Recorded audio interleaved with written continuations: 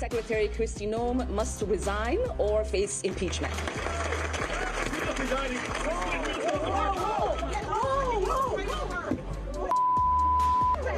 I don't know. Oh my God. Oh my God.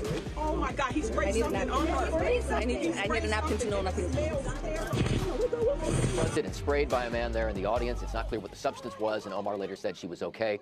The man, identified as 55-year-old Anthony Kazmierzik, was arrested. No word yet on motive, but as you heard, Omar had just called for the firing of DHS Secretary Kristi Noem. She had also called for ICE to be abolished. President Trump yesterday traveling to Iowa, saying he still backs Noem, even as he sent border czar Tom Homan to take over operations. Journalist Don Lemon taken into custody last night. This according to his attorney.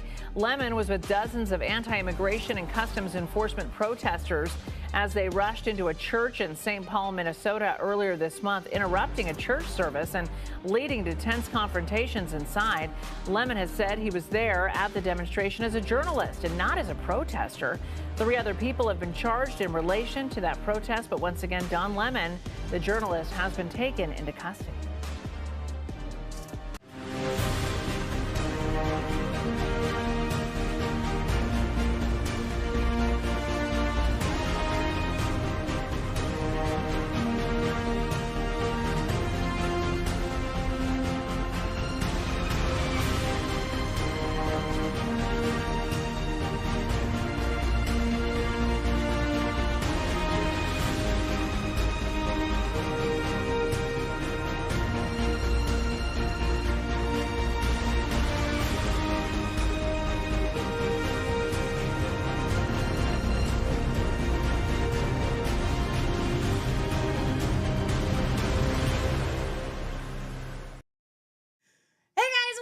Resistance Chicks. I'm one of your hosts, Michelle. It's Friday, which means we're going to bring you this week's top news stories. Oh my gosh. Okay, so wow, we are bright today. That's my fault. I wanted to go with something lemony for Don Lemon, and yellow it is. Yellow it is. Yellow is the color for today. Okay, now we got that yellow elephant in the room out of the way. Don Lemon of formerly of CNN has been arrested. I think they kept him overnight. We're going to get into that tonight. But this is what I told Leah. I want to believe that these people arresting him are legit and for real, and that this is actually going to mean something. I don't. I feel like the Trump administration put some pressure on to make it'll make us look strong if we can have all these headlines like ours, Don Lemon arrested. I really think that that's going to be the end of it. It's just kind of a slap on the wrist. And it also gives the left fodder for they're arresting journalists now, just like, we've done for years. But it's still a story. It's a headline, and we're going to talk about it. Also, do you think this quote unquote attack on Ilhan Omar was for real? Like, because here's the thing. The dude, we're going to play the clip again, because of course we're going to play it again. The dude sprays something on her, and then she goes at him. Okay, so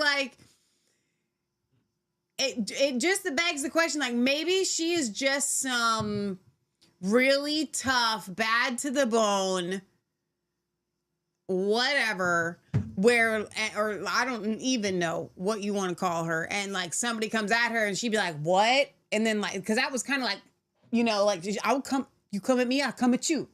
Maybe she's got that kind of attitude. I can see that. Okay. But if you have constant threats on your life, like she says that she does, you got constant threats on your life, meaning packages get looked over, your food gets tasted by the person that doesn't matter so that you don't get poisoned, kind of deal. If someone sprays something at you, you retreat and you'd be like, I've been sprayed. I mean, she kind of did a little bit, but it wasn't, and I didn't feel like it was enough. I'm like, dude, girl, you just kept going at that dude. So I don't know. We're going to get into it. And I want to know what Jules says it was totally staged. Nana Yaffa says it was vinegar. But the problem is she didn't know it was vinegar, or did she? And that is the question that we all would like to have answered. Leah, do you know what? That's actually heavier than you think. I thought you hit me with like something heavy. Ow. She just threw a dryer ball at me. I was recreating the Ilhan Omar scene. You were supposed to go, oh my gosh, ah, and let me call the, are you? Now I gotta rub it. The dryer ball. You would think it's not, it's because it's like a ball of felt, Here. but that was significant. It's a little Jesus. Give me my little Jesus. I gotta put him right here. She probably filled the syringe, says Nana Yappa. So you guys aren't buying it. And that's fine. You don't have to buy it. I'm not buying it either. Leah's throwing all kind of anointing oil on herself here. Shauna says it was staged. Steeler says faked. Nana says the real news is the riot going on in LA right now. Lemon is out. Okay, so I don't know anything about a riot in LA. Why am I 5 seconds behind you guys? I don't even know why you come to this show. What? We're supposed to bring you the news. That's our job. I mean, I know all about it. Let me find it real quick. What riot in LA? Jeez, Nana. I got a whole show and I have no riot in LA. You know, and that's the problem with today's I don't day got and producers or anything. Shift stories. It's coming up with the 1992 Los Angeles riots. Oh, really? Okay. Are you sure you're in the right decade? Leah. Right century? So Jules says, I have never seen a woman being attacked that reacts that way unless there are kids involved. You know, I it's such see a it. good point. I see it. ICE protest. It's the ICE LA. protests. I got it. Yeah. I got it. We're good, Nana. We're good. We So- we will talk about it.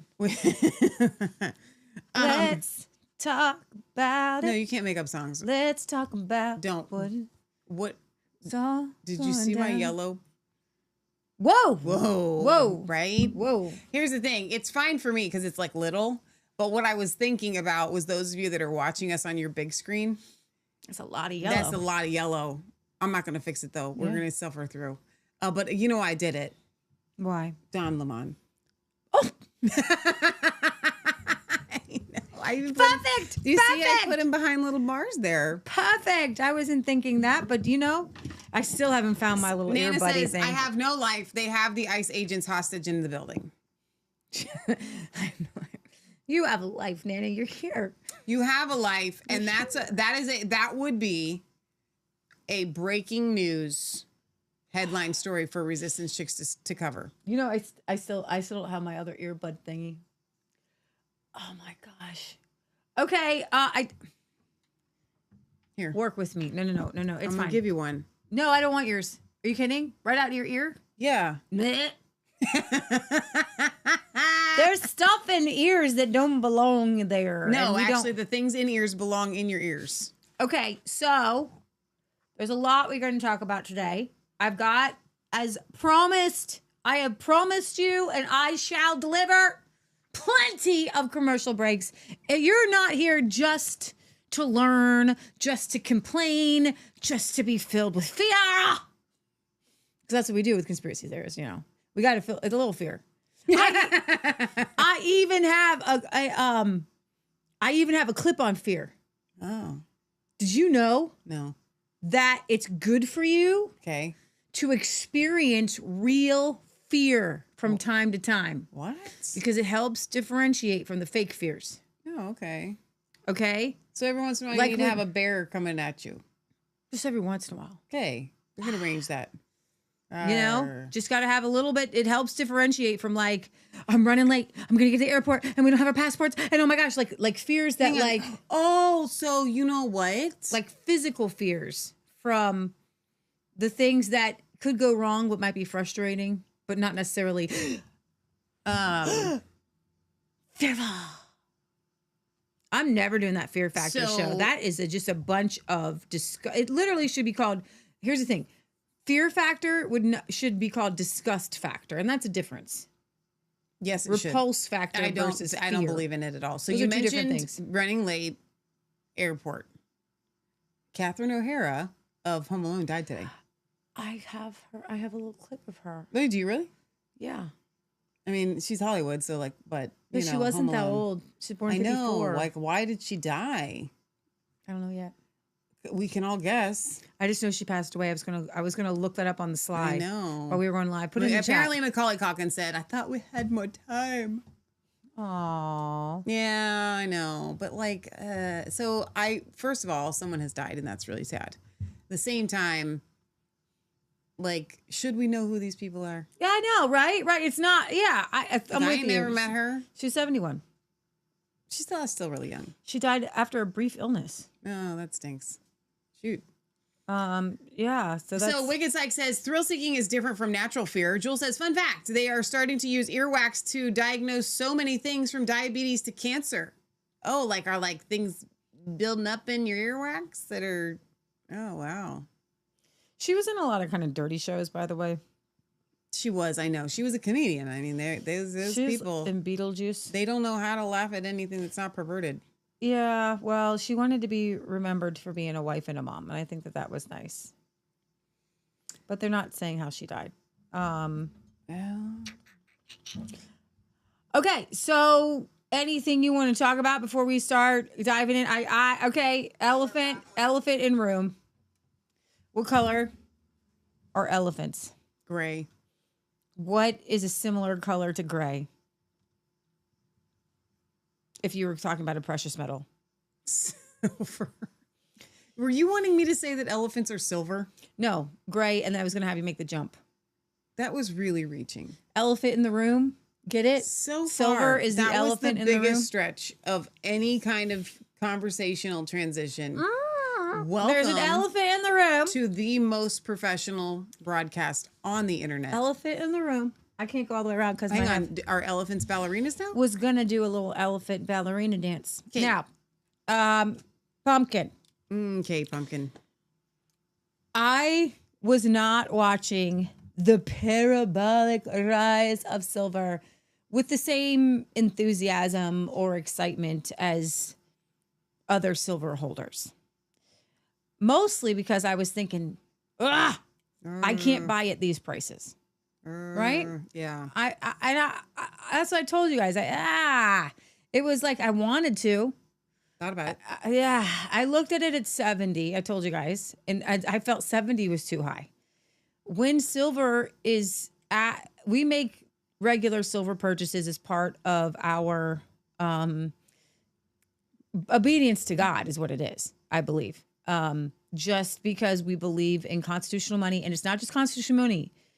We believe that sound money is a biblical principle, that God hates unjust weights and balances. Which, frankly, what they're doing to silver is that right now. That's why I really don't like this super rise in silver, because it wasn't precipitated by any sort of event. So do you want to tell them the punchline? Silver drop.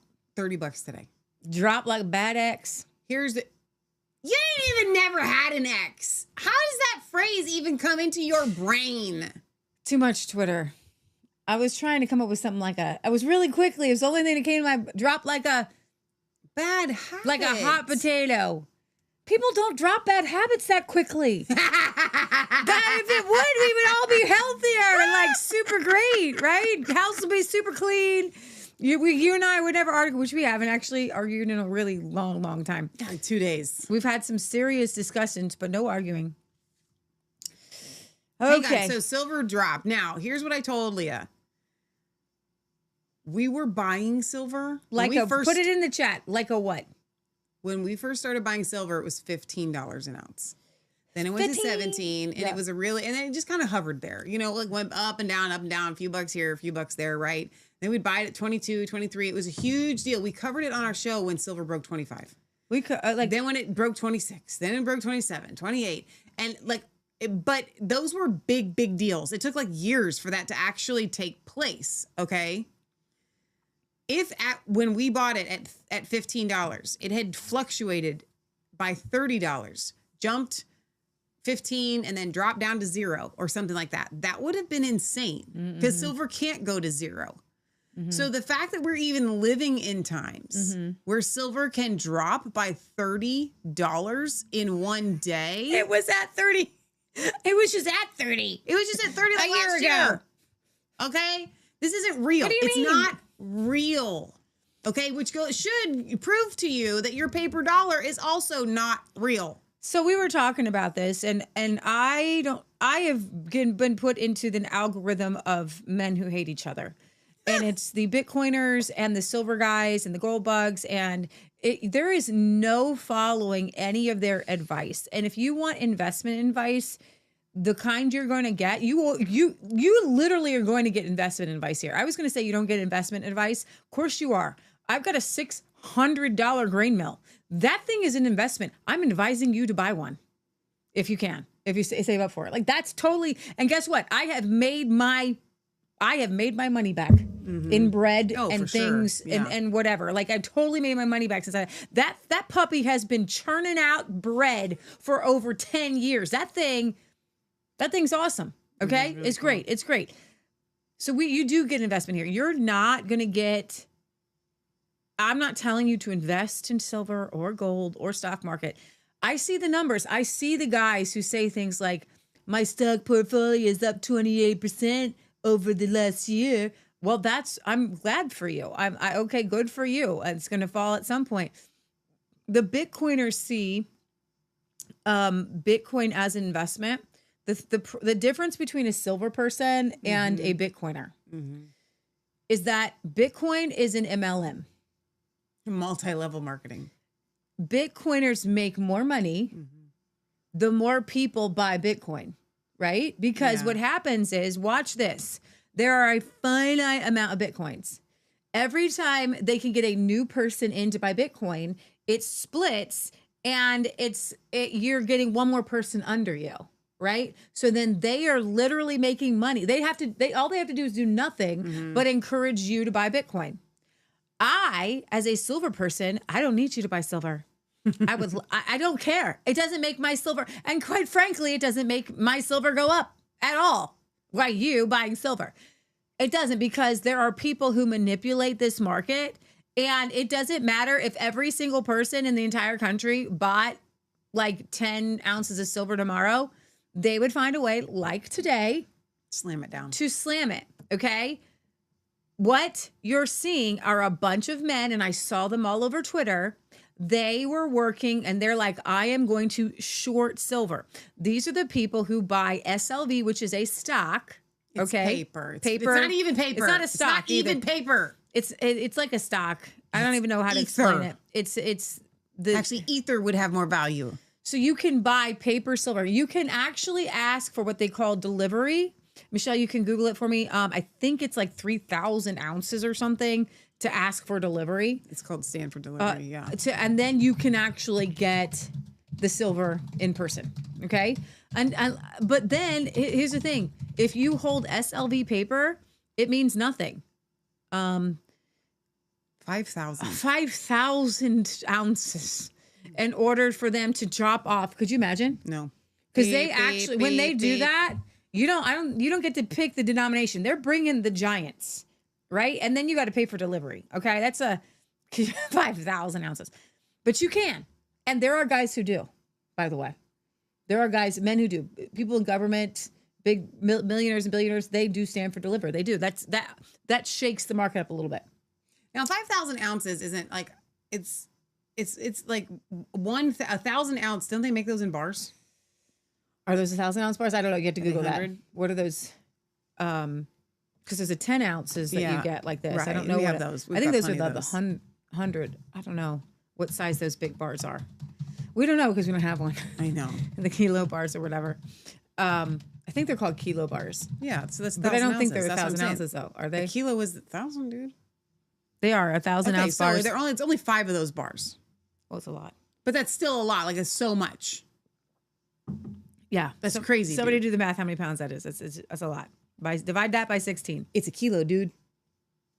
No, it's 1,000 ounces. How many pounds? Oh, oh, you're right. It's a kilo. Yeah, you're right. So how many? So you divide it by 16. Somebody do 1,000 divided by 16. Real quick, my math people. Boom, boom, boom, boom, boom. How many pounds in 1,000 ounces? They're heavy. 62. Yeah, it's like almost a bag of concrete. Yeah. It's pretty heavy, dude. So I'm gonna explain it to you. Lucy, I will explain it to you. So, do you know what today is? Todd says, I just got an auto repair done today for silver. Next week, my mechanic and I are trading some steel and brass. Go get it, Todd. That's Todd, awesome. I'm really impressed. Like, that's what you need to be doing. So here's the thing. However, and here's, I don't know at what price that they negotiated, because that's the frustrating part of silver fluctuating like this. I want it to be steady so that I can make trades at a level that is fair. Yeah. For both people. Honest money, good, solid, honest money does not go up and down. So when I'm talking to the Bitcoiners, when I'm looking at silver and gold people, I don't want it to go up and down, because then its usefulness as money is deteriorated. Okay? Because somebody is going to get the short end of the stick. Either the person that, maybe you did your car repair for, what did you do it for? 113, 118, or 100? And some of the times we don't even have to do it in dollar amounts. You don't have to make the conversion of whatever silver is for that day. To me, it's just like, okay, I'm willing to do this job for this thing of silver. Like, I don't need to put a dollar bill, price on it for me personally. Right. But it's other people need to know kind of about what they can, we operate in a fiat system. $85 right now. So it's January 30th. Yep. It's the end of the month. Yep. The end of the week. Yep. That's, in a lot of men, probably some women too, but mostly just men, they shorted, meaning they bet lots and lots and lots and lots of money that silver would go down. Yep. And I don't know the mechanism on how this played out today. But what's very interesting is, the Asian guy that we've played a couple times, he put out a video, and the STG report, SGT, he's like, how in the world did he put out a video 23 hours ago saying that silver was going to be slammed to 85? Oh, wow. He made it to say, good morning. I know you're waking up to silver slammed to 85. He put it out last night? He put it out 23 hours ago. He put it out at 7 o'clock last night. 7 o'clock last night. Wow. Silver was 113. There was no way for anyone to know. How did he know? How do it know? Now, this guy is an Asian person, but he is an actual real person. Right. He presents himself as an AI Asian person. And this was expected. I'm comfortable. I'll tell you where I'm comfortable buying silver. If it goes down to 70, and I'm actually pretty comfortable buying right now. Guess who's buying right now? Mike Adams. So when Mike Adams is in most subjects, he's the smartest guy in the room. Yeah. When it comes, there's a lot of things that don't kind of agree with theologically wise with Mike Adams. Yeah. But when it comes to silver and gold, that guy is not going to do something that's going to hurt himself. No. He's not going to do it. If he's buying silver at 85, it's because he was looking at the same numbers that we were looking at and saying, I'm choking at $100. I cannot. He said that? Me. I'm thinking that. Okay. And so were so many of the other silver guys. Other silver guys sold at the top. But here's the thing. What was the top for them? Because they had to take a pretty big hit on the premium. So nobody who was selling physical silver was selling for whatever it was going for. It was mostly probably $10 under, $10 under spot. is probably about where their spread was to sell to a dealer. So if you went away, some guys were saying, I sold at the top, probably sold at $100 an ounce. He's excited now, and he's buying some back because it's at 85. I don't have time to try to make $15 per coin. Mm-hmm. I don't have time for that. Yeah. I don't have time for that. And nobody, I don't have the morals to do that. We will sell our silver. We don't have a lot, by the way. But I will sell my silver when I need to. Mm-hmm. When I feel like it's the right time. Well, hang on. And Wait. But if I will sell my silver if I need to, if I ever needed to. There you go. But that's why I said when I need to. But when you say when it's the right time, that makes it seem like we're holding on to it. No, I'm not. For you're a right. right time, and that's why I wanted to interrupt you because I don't like that. That's not what I'm not holding on to silver. I'm selling it if I need it. You hold on. If I need the money, if I really need something like there's an emergency happening in my family. Mm-hmm. But right now for me, that silver doesn't exist. Exactly. It's gone somewhere. It is over here. I mean, like we went into credit card debt to pay for my mom's stuff. I'm not paying for it with silver. Why? Because that credit card debt, if I had to, I could go bankrupt. Okay? Like that. We're not doing No, that. but I'm just being honest to people, and I'm letting people understand how these things work. Okay. But that silver that we've kind of put aside for the end of the world is like my grain mill. Mm-hmm. I'm not going to sell my grain mill to pay off a credit card. It's there. Like I'm not going to put that on eBay. We did actually have a very large yard sale, and we sold a lot of stuff. Yeah. And we made a decent chunk trying to, and we sold, and we may have another yard sale. Those are the kind of things you sell the things you either don't need or you kind of don't need. Okay. If I were like my firewood, I can't sell that. I need it to be warm. Right. Right. So like, I'm not going to sell my canned goods. Right. So you have to make wise decisions. That silver for me is put aside. That is apocalyptic. That's for when the system crashes. That is for when I need to barter and to make exchanges. We can wrap this up quickly. Okay. It's wealth preservation. So if you have your dollars, don't save them in dollars. If you want to have any kind of savings, save them in silver. Okay, move on. Okay, all right. Well, let's play a little bit of this Asian guy. How do it know? Your screen this morning and looked at the silver chart, you saw a crime scene. You witnessed a financial assassination in real time. The kind of price action that doesn't happen by accident. The kind of violence that requires coordination, planning, and billions of dollars in leverage. At exactly 8:17 and 42 seconds a.m. Eastern Time, the COMEX spot price for silver dropped like a stone. Not a gentle decline, not a market correction. A vertical cliff. From $92.50 to $85 in 17 minutes. 17 minutes. That is a $7.50 collapse on a commodity that the entire world needs for solar panels, electronics, weapon systems, and monetary reserves. And you are supposed to believe this is normal.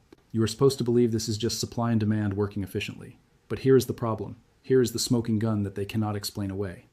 While the COMEX chart was painting that beautiful red candle that Bloomberg is celebrating right now, while the talking heads on CNBC were saying silver crashes on strong dollar, something else was happening in the real world, something they are not showing you on television.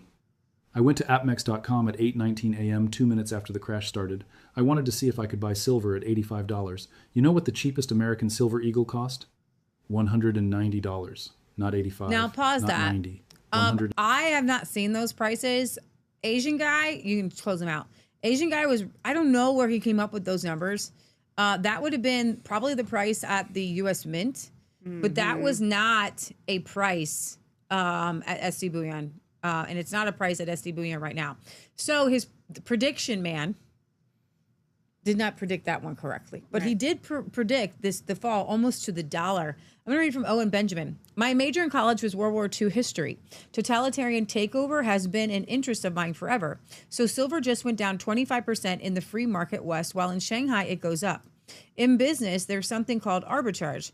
where the gap would immediately be filled with trade. It's basically free money. This didn't happen. So what we most likely just saw is economic bifurcation. The grabblers that own the politicians just saw their imminent collapse. So they are now just going to price fix. What happens next? If it works, then a massive black market opens up and America becomes Soviet Russia. Centralized control of price of everything, not as bad as it sounds. Free trade is one of the causes of mass migration. A central control of all markets has its benefits. The drawback in this situation is that it's a very small insular nation that will be controlling markets for the benefit of, quote, the nation, which isn't us. They want you guys on a crypto ledger, which is why you can see the bit bots in full force. They're everywhere on every silver post. I literally will I'll write something and then I'll just delete it. I'm like, why are you here? Go play your own game. Don't talk to us about silver. You don't like it. You want to say it's not an investment. You want to tell. Well, why are you here? On every silver post, there are a massive amount of Bitcoiners just there to talk trash. It's so weird. Which is really interesting because all of the Bitcoiners that I know diversify with precious metals and Bitcoin. Again, not the end of the world. It's just the economic standard of living will fall and the level of cognitive dissonance will skyrocket again. That's from Owen Benjamin. So hang on. So the price of silver in Shanghai, and this is worth noting right now, is this post is saying it's at $123 an ounce? It has been. Let me see.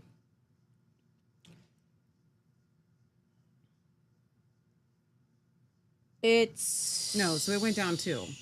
No, it's it is. The price of silver in Shanghai is approximately $121 to $124, which is a significant premium over the Western spot price. There you go. This is the price of silver. So I don't think that the price of silver actually went down at all. I think that the Shanghai price is the actual price of silver right now.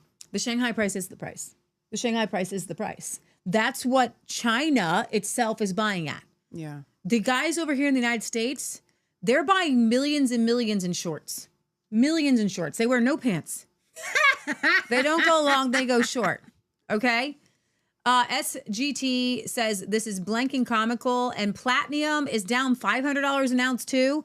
In a single day, did the U.S. debt suddenly vanish? This system is an absolute joke run by racketeering criminal banks. A lot of these silver guys, they are taking this personally. And they should. And we take it personally. I take it personally every day. Every day I know that Jamie Dimon at Chase Bank and all these other bankers, they're waking up every day. They know they have the power. They can control the lives of you and I. If they take $1 from every single Americans every day, they're making $330 million a day. These guys twist, manipulate. And remember, we did a whole episode either last week or the week before where we talked about how people at JP Morgan and other banks have already and are in jail for a very specific manipulation of silver. Mm-hmm. What some of the other guys are saying, I can't believe this. I can't believe there's no accountability. When the fox is not going to tell you, oh, I'm stealing the chicken. The hawk's not going to stop other hawks. Okay? We need Jesus to have fair trade. Okay? So why do I buy silver, Michelle? I buy silver because I believe in fair trade. I believe that there is a Bible verse. There are many Bible verses that say God hates unjust weights and balances. You know what God hates? God hates this value. This is copper. This should not go up tomorrow. It shouldn't go down tomorrow. It should just be. So that you and I can make a fair trade and know that not even a cent has changed. And I know that I keep reminding you of this. But in Jeremiah, a potter's field could be bought for what, Michelle? 500. 30 pieces of silver. 30 pieces of silver. 500 years later, okay, 500 years after the book of Jeremiah was written and said that potter's field was bought for 30 pieces of silver. Mm. How much did Judas buy a potter's field for? Well, Judas didn't buy the potter's field. Judas bought the potter's field. He got the 30 pieces of silver. Didn't he buy it too? No, but the potter's field was for bought. I thought he went and hung himself in the potter's field. I don't think that's what he did. Judas hung himself. I know he hung himself, but I don't think he bought a potter's field. Look it up. Michelle, you were really messing with my mojo today. I'm sorry. You're the one that was kind of questioning. No, I know You're this. like, did he buy the potter's field? And I was Yes, like, no, I did. don't He know. did. Judas Iscariot did not directly purchase the field. Rather, stricken by remorse, he returned the 30 pieces of silver to the chief priest, who then used the blood money to buy the potter's field as a burial place. Yeah. Okay, there we go. So there was you were right that it was related. But then a potter's field was bought for 30 Yes. pieces of silver for Yes. Judas. For Judas. Okay. Well, it wasn't. Yeah, whatever. It's the same thing. Well, here's the thing. Who bought the potter's field? Yeah. Okay. So 30 pieces of silver is the point. 500 years later. Yes. Okay. The value of gold and silver has remained constant since pretty much the beginning of time. It's always been in a ratio of 10-1 to 15-1, regardless of region. Okay. And so God hates when people cheat other people. He hates it. So these bankers, the reason why bankers are all going to hell. I mean it. If you're waking up, and this is why I don't do the stock market. You know why? Because speculation and gambling is not biblical. It's not biblical. If you want to invest in a company because you believe in a company, that's one thing. But if you're investing in a stock market as speculation, it's wrong. It's evil. It's in the fiat dollar that is not godly. Okay, I don't want to spend a whole lot of time on this, but that's where silver's at today. Well, and just to keep in mind that silver is the real money, that the paper dollar is the fake money. And Right.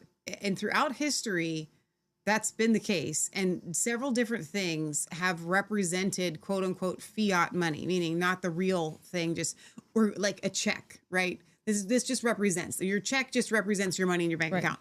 So if you have something, I don't know why bread just keeps coming to mind, but just go with me for a second. Mm-hmm. If your money that you traded in was in bread, right? And your actual value was the silver, the more bread that you needed to buy that thing, it would actually represent the devaluation of that bread, not...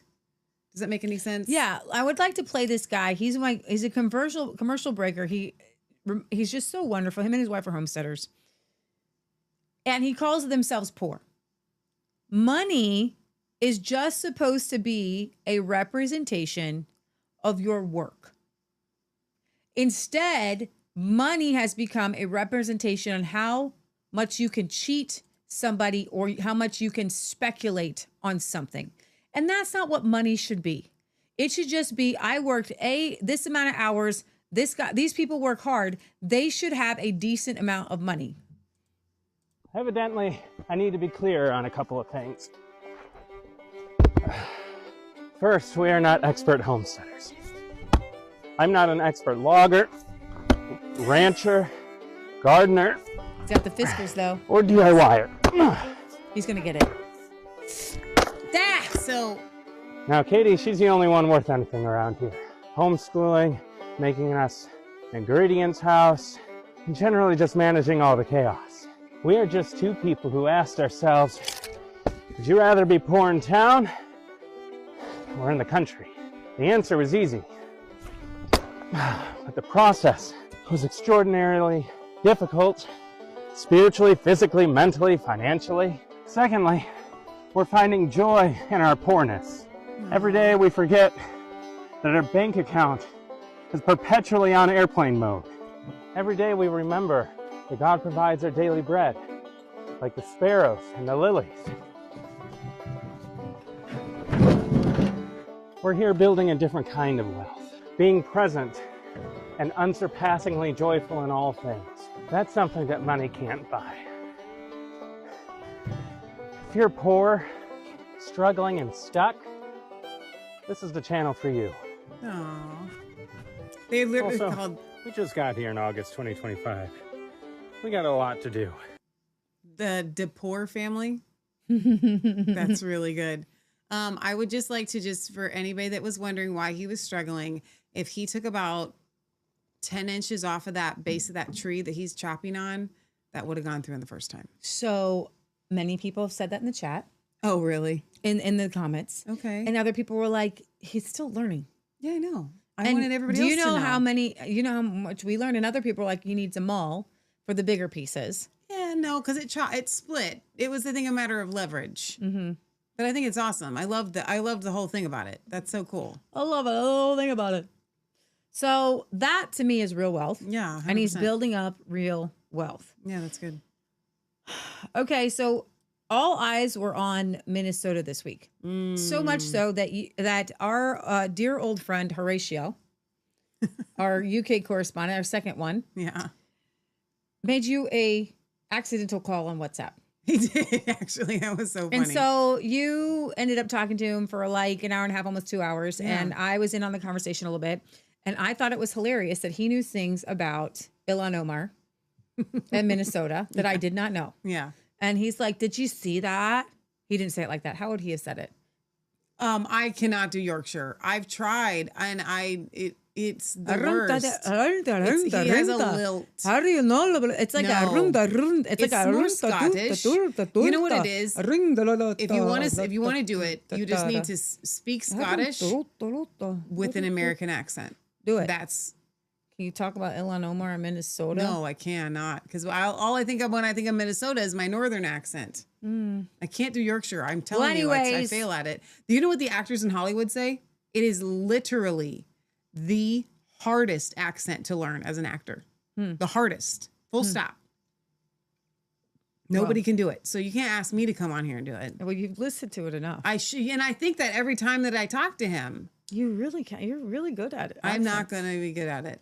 No. Well, he knew all about Ilhan Omar, and he was the one that said, "Don't you think it was like a hoax?"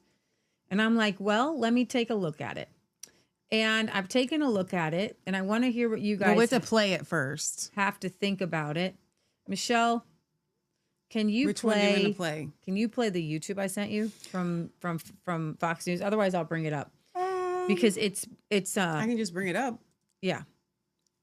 Well, I don't know if I played it on. Well, I would have. Okay. Well, she had a profanity-laced tirade afterwards. Yeah. And I'm pretty sure Fox News is going to bleep it out. The protests and what lawmakers are saying today as both sides, Doug, try to de-escalate the situation. Carly and Todd, good morning. President Trump hoping to turn down the temperature now in Minneapolis. But if anything, this battle over immigration enforcement may be getting more heated. Take a look at what happened last night at a town hall event there with Democratic Congresswoman Ilhan Omar. DHS Secretary Kristi Noem must resign or face impeachment.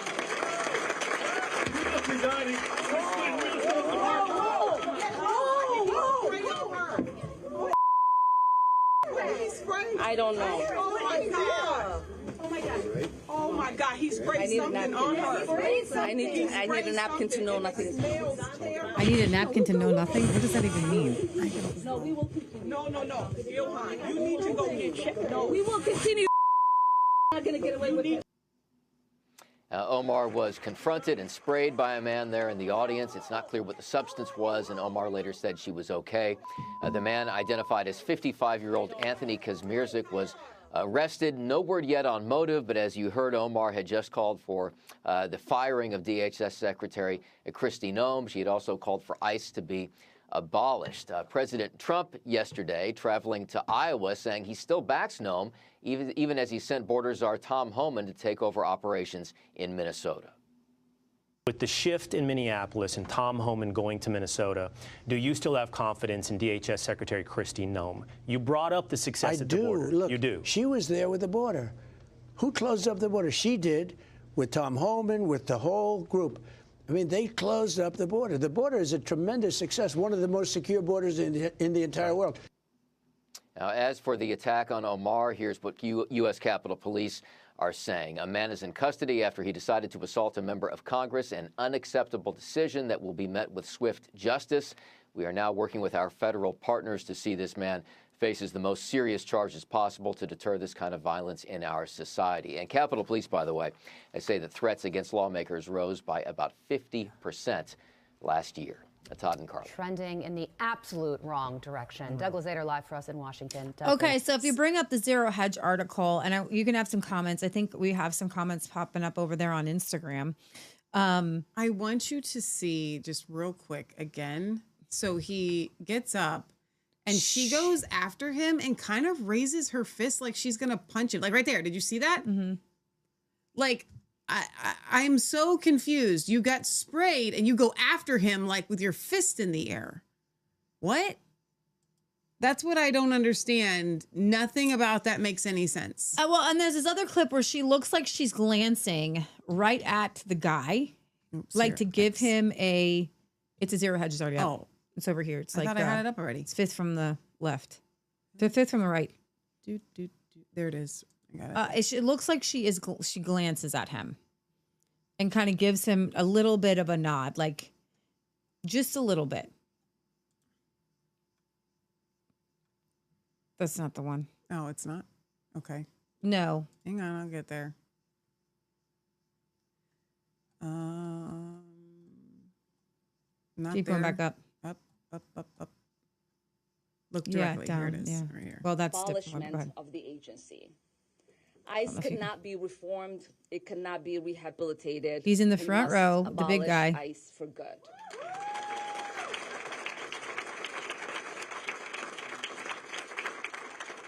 And DHS Secretary Kristi Noem must resign or face impeachment. And then she kind of nods. You see that? Yeah. So scroll down, and she nods in his direction. Well, but also while I was watching that clip, her chest is heaving. Yeah. Like she's nervous. Like she seems to be like reading until it's time. Right? It feels like that. Like, and then why would you look right at him right before and kind of do it again? It's like just a little Resign click, quick. Or face impeachment. Do you see that? That's a look. That's a look. I've seen it, and she gave him just a tiny, tiny little look.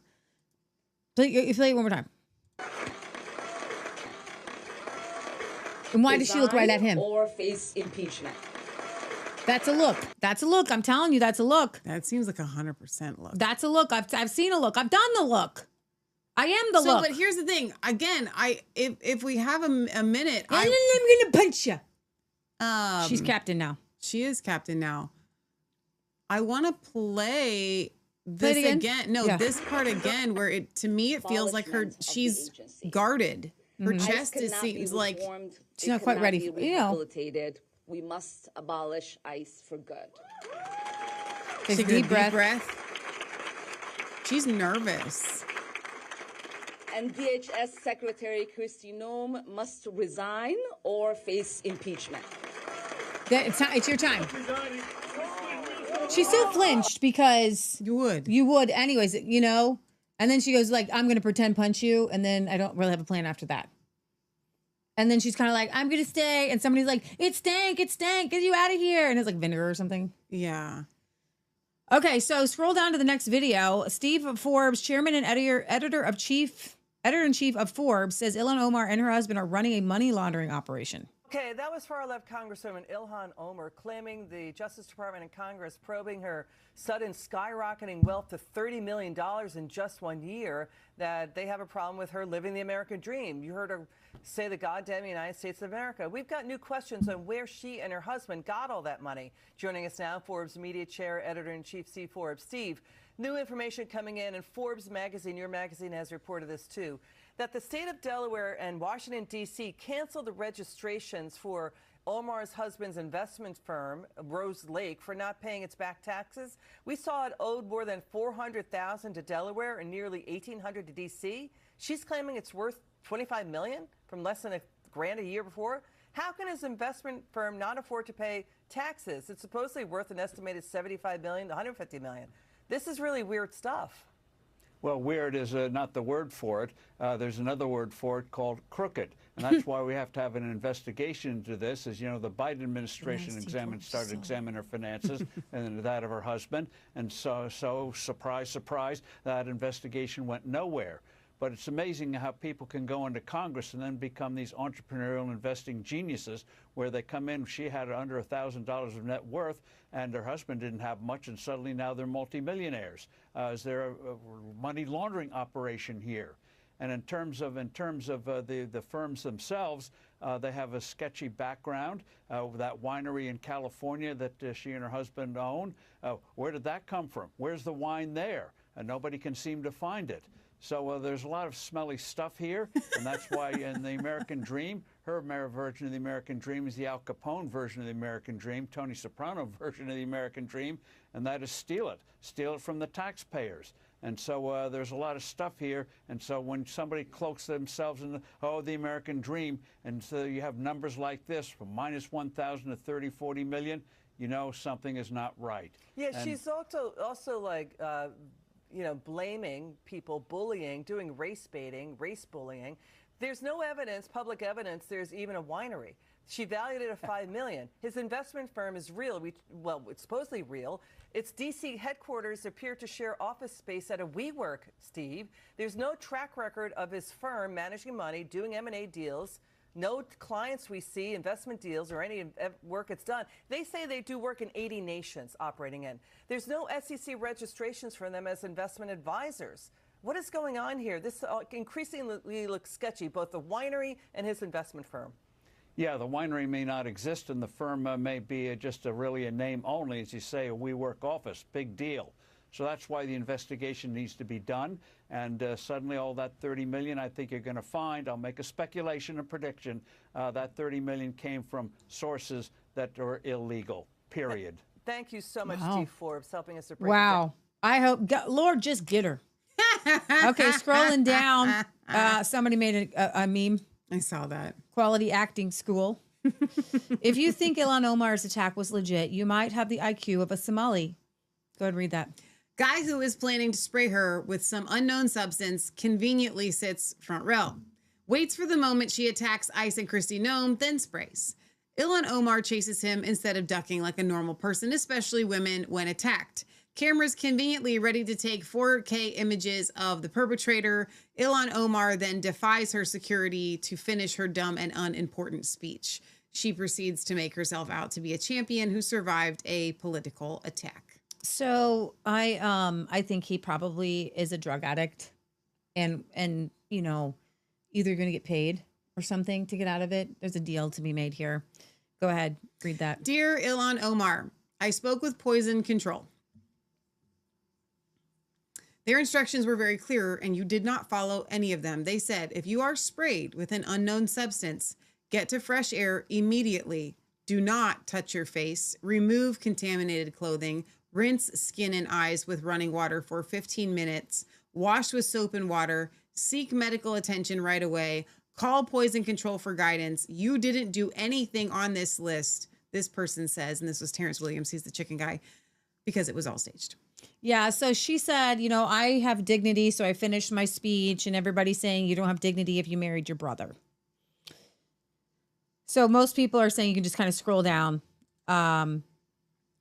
That they're saying that it was staged. Now, people are making an homage to bananas and rice. Oh, because of the one lady. Yeah, in an effort to crack down on violent rioters in Minneapolis, Minnesota, federal authorities have arrested 16 people identified as alleged participants who assaulted ICE agents in order to obstruct them from carrying out deportation arrests.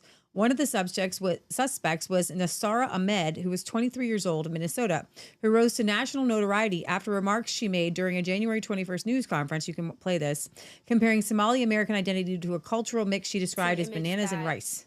I will carry for the rest of my life. Turn it up. Oh. And I am proud. I don't hear anything.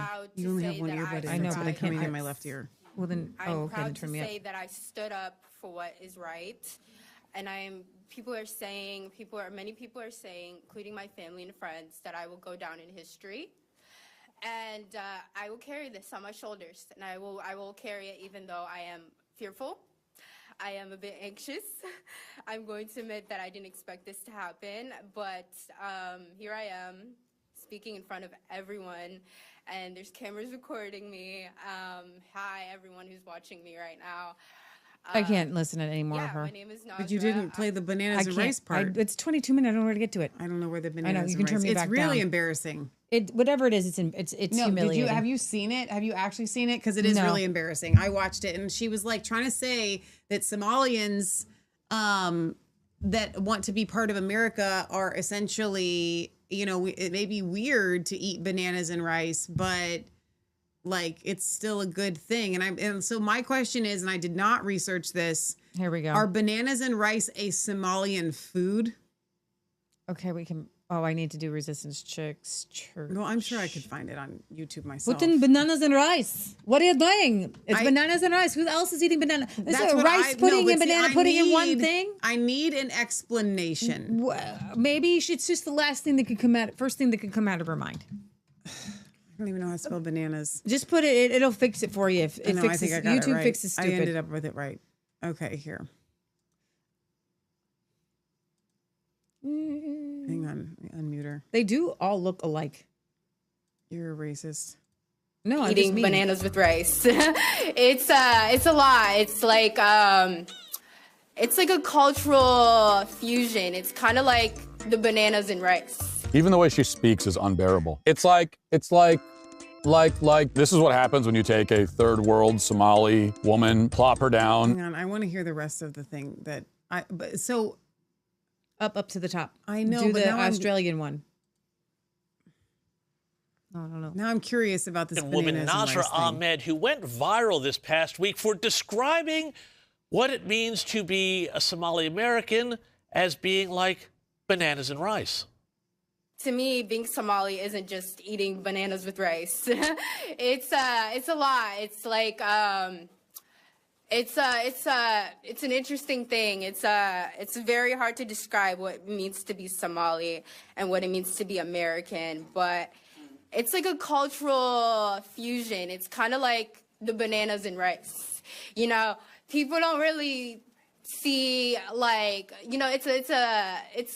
people don't think, oh, you can eat bananas with rice, but that's what it's like to be Somali and American. It's like that combination of banana and rice, but you're gonna get what I mean. Okay, that is a common I don't know thing. about you, but I'm getting hungry right now for, Okay, I don't know, it's a maybe some common banana. thing. You can bring it up. It says, yes, Somalis commonly eat bananas with rice, as well as with spaghetti and other savory main dishes. It is considered a staple, everyday combination where the banana is eaten alongside the meal to complement the flavors, often with the fruit acting as a palate cleanser and mixed directly into the dish. Now go back and Google Google with this other guy. Well, I'm just watching this bananas and rice thing here. Watch this guy. He's going to show you. I'll switch this to a resistance chick shirt so I can play it here. No, there we go. I want you to see this. I want you to watch search. this guy. I want you to watch this guy. He's going to show you what they do. Have you ever tried eating banana with your food? I know Somalis like to eat banana with some of their dishes, so I thought, why not try eating a Pakistani dish the Somalian way? So I have some chicken biryani here. I'm just gonna break off a piece of the banana. Add some of the chutney to the chicken. Let's break a piece off of the chicken along with some of the rice, and then the piece of banana. it's so gross. And I'm just curious to see, does this only work with Somali dishes, or can you eat a banana with almost any dish and make it work? Okay, it's not nasty, but I think this only works when you have something spicy. I can't imagine you eating a savory dish that has no spice and then adding the banana, like because the the banana is frequently paired with every meal, breakfast, lunch, or dinner, You're regardless of the joking. main dish. You're joking. Whether the main dish is rice or anything else. What? Many Somalis do not consider a meal complete without a banana. Okay, so I don't want to hate on it and judge it because I'm assuming bananas are native to where they come from. Okay, so if life gives you bananas, eat it with every meal, right? Mm-hmm.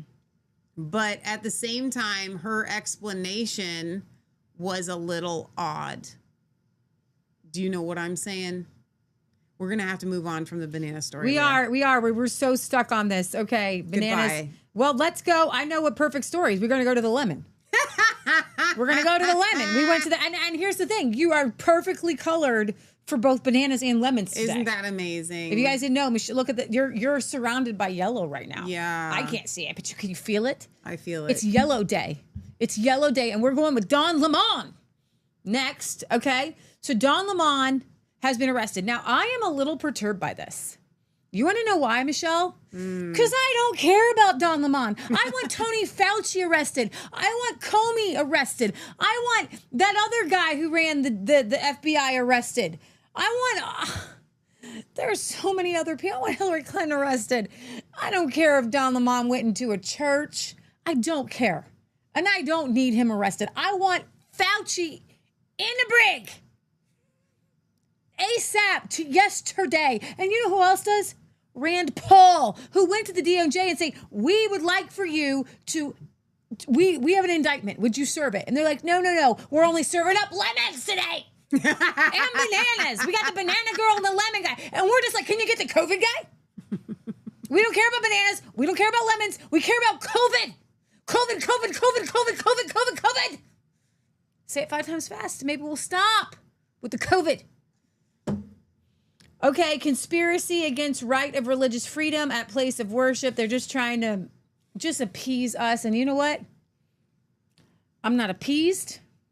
I'm not a lemon. And I'm not a banana. Okay? Leah. But you know what? You're slipping, Pan Bondi. You're slipping on that banana peel. Leah. And I am turning into sour lemons because of this. You have gotten there. Yes. Former CNN anchor Don Lemon was arrested by federal authorities late Thursday night on the charges that he violated federal law when he entered the city's church in St. Paul, Minnesota, and shoved a microphone. God forbid he shoved a microphone in people's faces. A live stream reactions after activists stormed the church. Now, I don't want you to be storming a church. And I think that trespassing should be, is a crime. Just like you wouldn't want people storming your house, right? Go ahead, play the video. Lemon wearing black. We're already there. Don Lemon. I don't care if you were arrested. Hang on. I don't care. The pastor holds it down pretty good. We've already played this, but we're playing it. What do you think of this? I mean, this is unacceptable. It's shameful.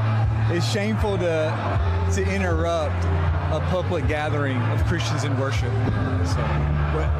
But there were folks who will... I have to take care of my flock. Okay, but listen, we live in there's a constitution in the First Amendment to freedom of speech and freedom to assemble and protest. Yeah. We're here to worship. We're here to worship Jesus because that's the hope of these cities. That's the hope of the world is Jesus Christ. I want to be very respectful. Please don't push me, though. We're here to worship Jesus. He's in his face, and he tells the guy not to push him. Let's go back to right here. I don't know if you guys see this. Watch Don's hand. Let's see, on the left. You can actually see, well, now it's not going to go. I'm going to make it smaller. You actually see Don's hand when this guy tries to leave. No, I'm going to have to refresh. When this guy tries to leave, Don grabs a hold of him, like essentially not letting him. Don't go. And then he tries to push away from being kidnapped. Yeah, and then Don says, don't push me. Trying to kidnap a pastor. What do you think of this? Watch that again. This is Watch unacceptable. Don try to It's grab a hold of this guy. It's shameful to interrupt a public gathering of Christians in worship. But there were folks who will... I have to take care of my flock. Okay, but listen, we live in there's a constitution in the First Amendment to freedom of speech and freedom to assemble and protest. We're here to worship. We're here to worship Jesus because that's the hope of these cities. That's the hope of the world is Jesus Christ. I want to be very respectful. Please don't push me, though. We're here to worship Jesus. Wait. And then he goes right into his space. He says, please don't push me as I get into your space. Mm-hmm. So he acts like a victim because this guy is trying to keep distance. Please don't push me, Michelle. Right. Like, I'm in your face, man. That's rude. And I have a right to push you away from my circle. That's why we're here. That's what we're about. Did you see his body Jesus would be understanding and we're about love these folks. We're about spreading the love of Jesus. But did you try to talk to them as a Christian? No one is willing to talk. Okay. I have to take care of my church and my family, so I asked that you actually would also leave this building. You don't want us to chronicle what happened? Unless you're here to worship. I'm always worship. I'm a Christian. We're here to Liar. We're here to Your pants worship. just caught on Thank fire, you very much. son. You burning in hell. You burning. You burn. You know where liars go? They go to a bad place. Scroll down, and you can see the people just coming in. And why did they do this? Because the pastor was supporting. So you can see the protesters here and the ICE arrests gathered over here. They're in the middle of the church. But you know what? So in the beginning of the These church members are like, I ain't leaving. I ain't scared. And, I'm going to record you. These are patriots at this church, okay? And then the protesters surrounded her. But this is a clandestine mission. I think they found out one of, according to them, this is according to Operation Pull Up, that one of the pastors here is a member of ICE. And so here we go. Don Lemon is claiming in his live stream that the pastors here are a member of ICE. That's what he just said in his video. I thought they were supporting ICE. It says a member of. So I'm literally, it's hard to hear what Don is saying because of the shouting, but that's what I just heard him say. So, I mean, I don't know. Member of ICE. And so he just says a member of ICE. Yes, reports as of January 2026 indicate that David Easterwood, listed as a pastor at the city's church in St. Paul, Minnesota, is the same individual identified in court filings as the acting field office director of ICE. There we go. I got a job to do, and I'm a pastor. Okay, so But it doesn't really matter. This idea that they're still trying to go into the place of worship, like go to the guy's house if you want to protest. That's his job. That's his job. The Minnesota Wisconsin Baptist Convention, with which city's church is affiliated, condemned the protest. The pastor's personal information appears to match that of David Eastwood, identified in court filings as the acting director of ICE, the ICE St. Paul office. That's him. Yep. There you go. So what do you guys think? I find arresting Don Lemon frivolous, a waste of time, a waste of media. Like this, here's what I would like to know. Why aren't we hearing more about arresting anybody that organized it? And hopefully they did, but that would be, to me, more of a news story. Like we arrested those that were involved. The fact that Don Lemon was there, I don't know how long they had been protesting. It's obviously planned and coordinated. That's what I'm saying. So arresting him as being part of it makes sense in a way, because he could not have really been there unless he had known about it ahead of time. That being said, I still feel like this is the arrest of Don Lemon is essentially give us Barabbas. You know, it's not even, it's a joke. It just feels like a joke. Okay, so after that protest came another ICE killing of a protester. Yeah. And if you bring up this Zero Hedge article, it's the first one. He's an ICU nurse named Alex Peretti in Minneapolis, was shot last Saturday. And the incident resulted in 2 federal agents involved in the shooting being placed on leave, and the ouster of the U.S. Border Patrol chief, Gregory Bovino, as the face of the Trump administration's mass deportation drive. So I've seen so many people saying on the right, saying enough is enough and we don't want innocent people dead. And I'm like, the left pushes these people to do these crazy things that put these ICE agents into a very precarious situation. You have, so essentially you're saying succumb to the mob. Yeah. So I want to play a video for you. There is new footage that appears to show Peretti armed and spitting at ICE agents before he smashes the taillights of their black SUV during a wild confrontation roughly a week before his death. Okay, this video is verified by the BBC, captures what appears to be Peretti screaming at federal agents while they were driving away during a January 13th protest. As their SUV leaves, he kicks the taillight, breaking it, causing the agents to exit the vehicle and tackle him to the ground. And then he also has a gun in the back of his pants at that time. So you can scroll down, play the next one. Actually, it's a little bit easier to see.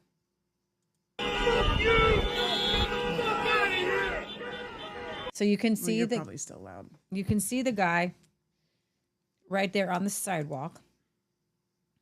Please. Sorry, I did not mean to be playing that FU over and over again. I'm trying to make this big enough so you can try to mute it. Oh my gosh, so much of that. You can just turn it really, really, really low so people can kind of see what's happening. You don't have to hear him. You can kind of hear the honking and things like that. You don't have to hear what he's saying. If you play Russian roulette, if you play stupid games, there are really stupid prices. So there he just spat at the SUV and then he kicked the taillight. And shouting at the agents as they walked back to their vehicles. When they started driving away, the man kicked their taillight. That's a pretty agent big then kick got out of the vehicle, in order to make that grabbed happen. him, and pushed him to the ground. He should have been arrested. If you or I were to kick the taillight out of a police vehicle, what would happen? During the altercation, agents fired tear gas and pepper balls into the crowd. They continued to hold the man down before they retreat, and he walks away. How is it that he was not arrested? Because I don't think they had arresting powers.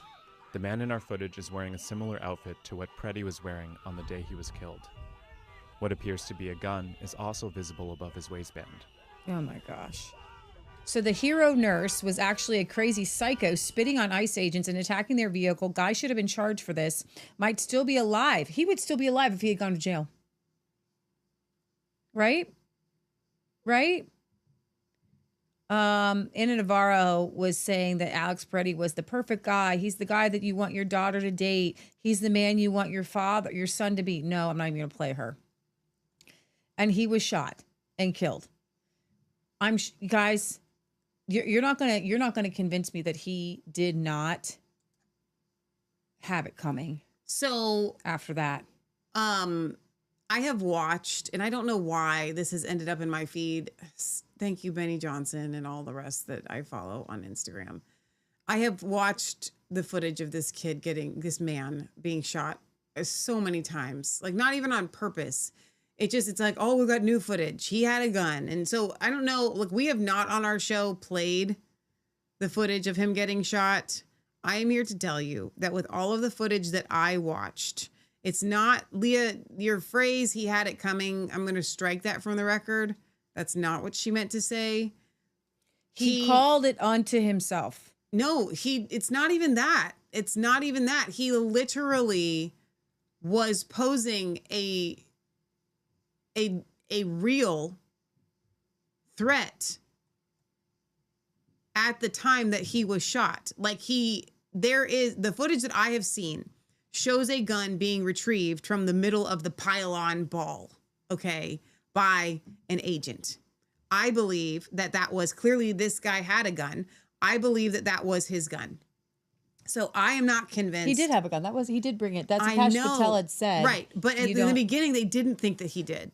Okay. In the very beginning. Right. So he had the gun. Yeah. So what I'm saying is. But you should be allowed to bring a gun to a protest. This is a Second Amendment country. I think that he was posing a legitimate physical threat the way that I have viewed the footage. Yes. Okay. Yes. At that point, he wasn't just randomly shot. Yes. This is ridiculous. Here's the thing. You don't get to bring a weapon to a protest if you have intentions to do harm. And he had intentions to do harm based upon, do you know that they take your weapons away when you commit certain crimes? Because you're a danger. A Second Amendment right is a Second Amendment right, but you lose that right, just like you lose a right to free speech and get put in jail if you have committed a crime. And when you attack ICE agents for doing their job, you lose your rights. You don't have them anymore because you have relinquished them. These ICE agents wouldn't, at least in the footage that I saw, I do not believe that they would have just randomly shot him. No, I don't think so either. They, in that They had to altercation, believe that they had to feel that there was an imminent danger threat to their own life. And that is why they shot him. Full stop. There is a vehemence that is being encouraged by every governmental agency in Minnesota. Right. Michelle, will you bring up this Zero Hedge article with contributor Scott Jennings unloading on Democrats during a heated panel exposing their failure to denounce the Philadelphia District Attorney Larry Krasner's inflammatory threats against federal ICE agents enforcing immigration law. Nana says, I saw it happen live. He was reaching for the gun when they shot him. I'm sorry if I didn't make that clear. That's what I meant when I said they feel like they felt an imminent threat because I'm saying. Well, that's what I meant when he had it coming. You have it coming. If you are standing in front of a guy with a gun, this is a duel. So somebody's going to shoot. Yeah. If we have to hunt you down the way they hunted down Nazis for decades, we will find your identities. We will find you. We will achieve justice. What does that even mean? Inappropriate.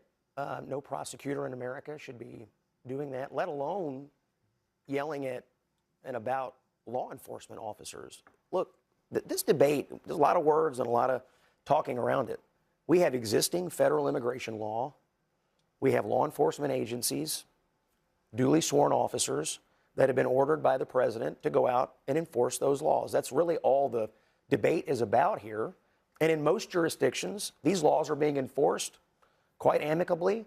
There are no incidents. Transfers are happening. People are being deported that have a reason to be deported. It's just in this specific jurisdiction, people have decided that federal immigration law shouldn't apply. And now you have sort of radical Democrats around the country ramping this up even further by claiming that they're going to hunt down federal law enforcement officers as though they were Nazis. You have Eric Swalwell in California promising a reign of terror if he becomes governor against anybody who's ever worked for ICE. I mean, This kind of division and this kind of threat against people who basically signed up to enforce the law and do public service, it's outrageous. And any Democrat ought to be able to sit here and say, this is way over the line. Yeah. That wasn't an unleash like I had hoped. Yeah. What was he? Who was this guy in Philadelphia District Attorney saying we will hunt you down like we do Nazis? Do you know you're supposed to kill a Nazi in your homes with your family and your children? That's civil war. That's what they're asking for. Sherry said, I had a gun when I attended the Open Ohio rallies in 2020, but it was in case of self-defense. I wouldn't have charged a police officer. Well, yeah. That's insane. Totally and completely insane. Michelle, let's go to this. Tucker Carlson accuses Tim Walz, the governor of Minnesota, and Jacob Frey, the mayor of Minneapolis, of orchestrating a color revolution and a civil war. I think it's the next Zero Hedge to the left, or Zero Hedge to the left. There it is. Why would a state refuse to protect American citizens from murder, refuse civil war? Sorry, I'm trying to make this a little bigger. Why would a state refuse to protect American citizens from murder, refuse to give the names or whereabouts of murderers and child molesters, and refuse to use its own cops to keep riots under control? What could possibly be the answer? Because they want riots. That's why.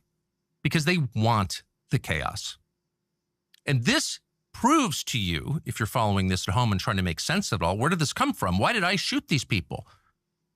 This is proof that what you're watching is not a series of protests about immigration. What you're watching are the beginnings of a color revolution, of a kind of insurrection against federal authority. And what you have to ask yourself, even if you disapprove of the Trump administration, even if you have, some commitment to keeping illegal aliens here, is do you want that? Can you live with that? Can you live in a country of 50 states that don't agree on what the federal law should be and that allow Americans to get murdered in their cities because they have the wrong politics or they work for a politician they disapprove of? And if you are okay with that, have you thought through its implications? The number one implication is the country will fall apart. That's civil war. It's the definition of it. You have regions and internal government states that don't recognize federal authority, the authority of a government over them all, of Washington. And at that point, what you have is warring nations within the same borders. And then you have widespread violence. Then you have killing at scale. Then you have civil war. So I think that I'm going to throw you guys a little bit of a twist here. And just real quick, I'm going to give you my thought. I don't know how else you deport these people. I think that it has to go this way. I don't know that there are better ways of deporting these people because they're not going to leave unless you go get them. That being said, I'm also not convinced that this type of large event does not benefit both sides. You know what I mean? And so even though like one could say, well, it doesn't benefit us if ICE agents are shooting these guys, I'm still not convinced.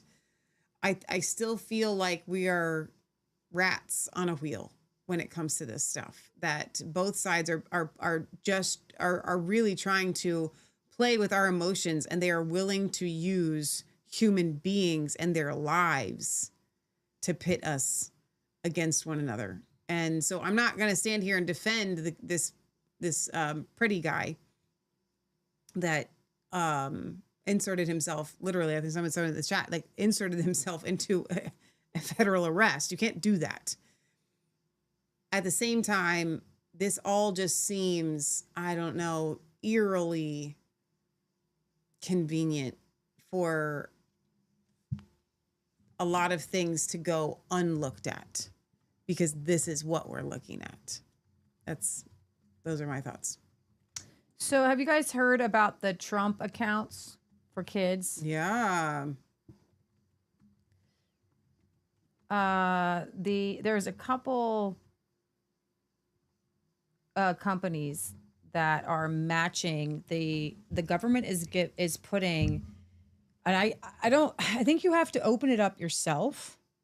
I'm trying to understand how this works, but I believe the current administration's pilot program sets aside a $1,000 Treasury-funded deposit in a tax-advantaged account for eligible children born in the United States between January 1st, 2025 and December 31st, 2028. So, have a baby now or next year, but make sure it's born by the 31st. And you can get $1,000 in an account. And then if you're employed by JP Morgan or any of these other wicked bankers, they will be matching those contributions with another $1,000. BlackRock is going to do this. BNI, Charles Schwab, Robinhood, SoFi, and even Steak and Shake. They will be adding and matching. You can add a $5,000 into these accounts. And it looks like tax-free usage, similar to other tax-advantaged savings, using the funds for qualified purposes. You can then only get them out for education or buying a home. And I don't know exactly if there will be any taxes on that at all. I'm not exactly sure. So my understanding is also that Erica Kirk has said that TPUSA is also going to match that. Wow. What I find very interesting about that is TPUSA has that much money. So these are retirement accounts. They're meant to be accessed tax-free at 60, after like 60 or something. If you want to pull them out without the 10% early withdrawal penalty, it can only be used for colleges. And here's the thing. Colleges are about this. Because then you're going to think to yourself, well, I have this money. Maybe I'll use it on college rather than, say, a trade school or something like that. A first-time home purchase up to $10,000. what they're saying and what the market, what they're saying is that $1,000 in seed money at birth can increase to $500,000 with average returns and $1 million in strong markets by the time people Families may deposit 60 years old. up to $5,000 into each account each year. So what I believe this is a push to get children into the beast system, the stock market system. And here's the thing, when you start to, I watched my grandma, when you have money in the stock market, there is a Scrooge McDuck. If you ever watched, what was that? The McDuck, what was that cartoon when we were kids? There's something that happens to you when you have stocks. That's why I don't want you to feel that way over gold and silver. It's a greed that happens to you. And it's a worldly mindset to put an... So my answer for this is a little bit, or my explanation for the reason behind it is the same explanation that I gave the first time that we covered this story, and I'm going to say it again. All of these companies, so do you know why you earn interest when your money's in the bank?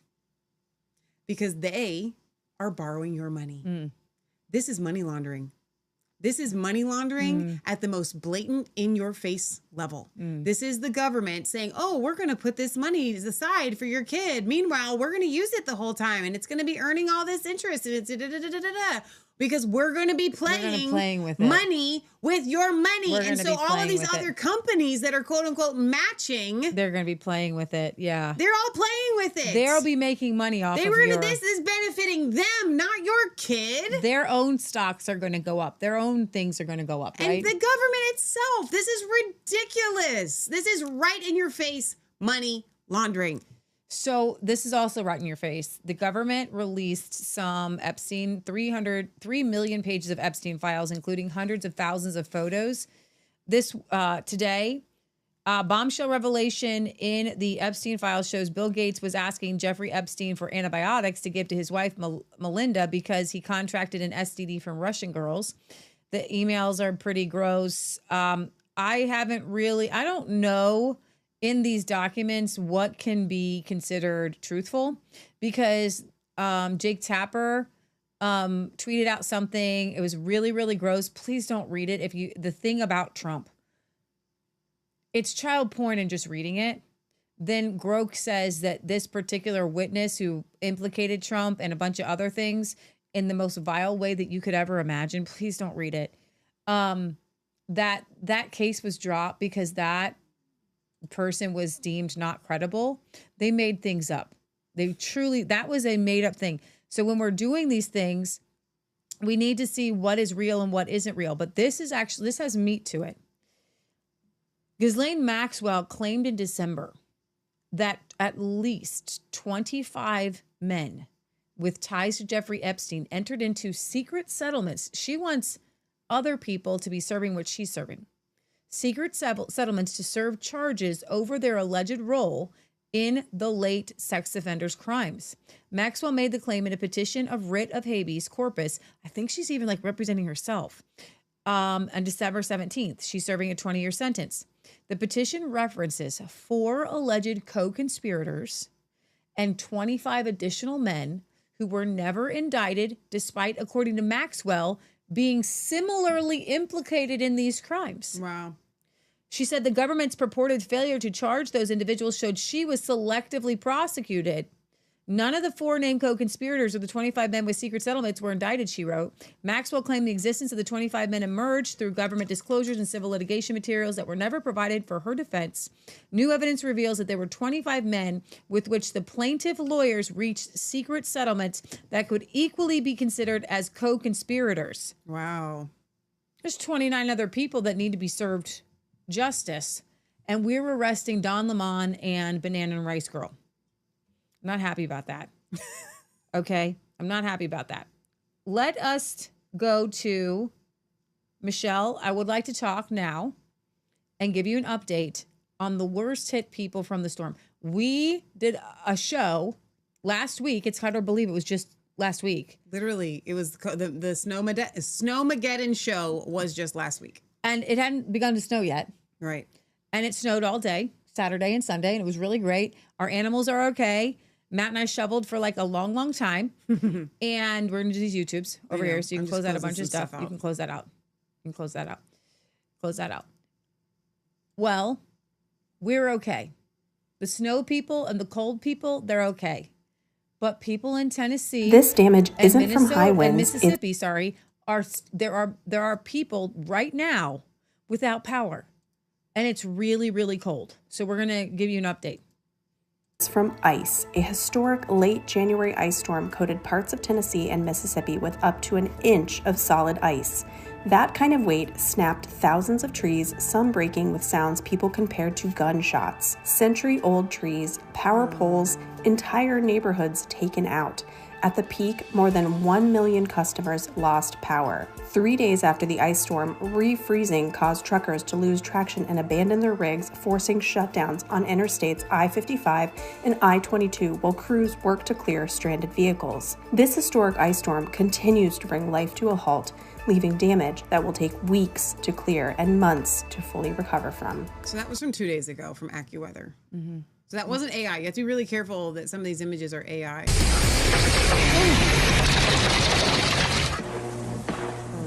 We are in the midst of a historic winter storm. Hundreds of thousands are still without power tonight. And it could be days 2 days before ago. all the lights are back on. For 2 days now, people living in an apartment complex in Bellevue have been trapped. Yeah, the folks at Polk Ridge Apartments live on a steep hill, surrounded by fallen trees. We got a tip from a concerned father whose daughter is stuck there, and I went to check it out. It becomes really clear why Hicks Road is closed once you get a good close-up look at the road itself. Just to even get to the apartment complex, you got to go up this hill. Just a mess of frozen branches Oh my and gosh, trees it's worse than a blocking this tornado, way. guys. All right, I'm keeping a good safe distance, but here's the power line that crosses the road. That's not great. We were trapped. At the top of the hill, I meet DeAndre Hill. That's his real last name. Hill was trapped on a frozen hill.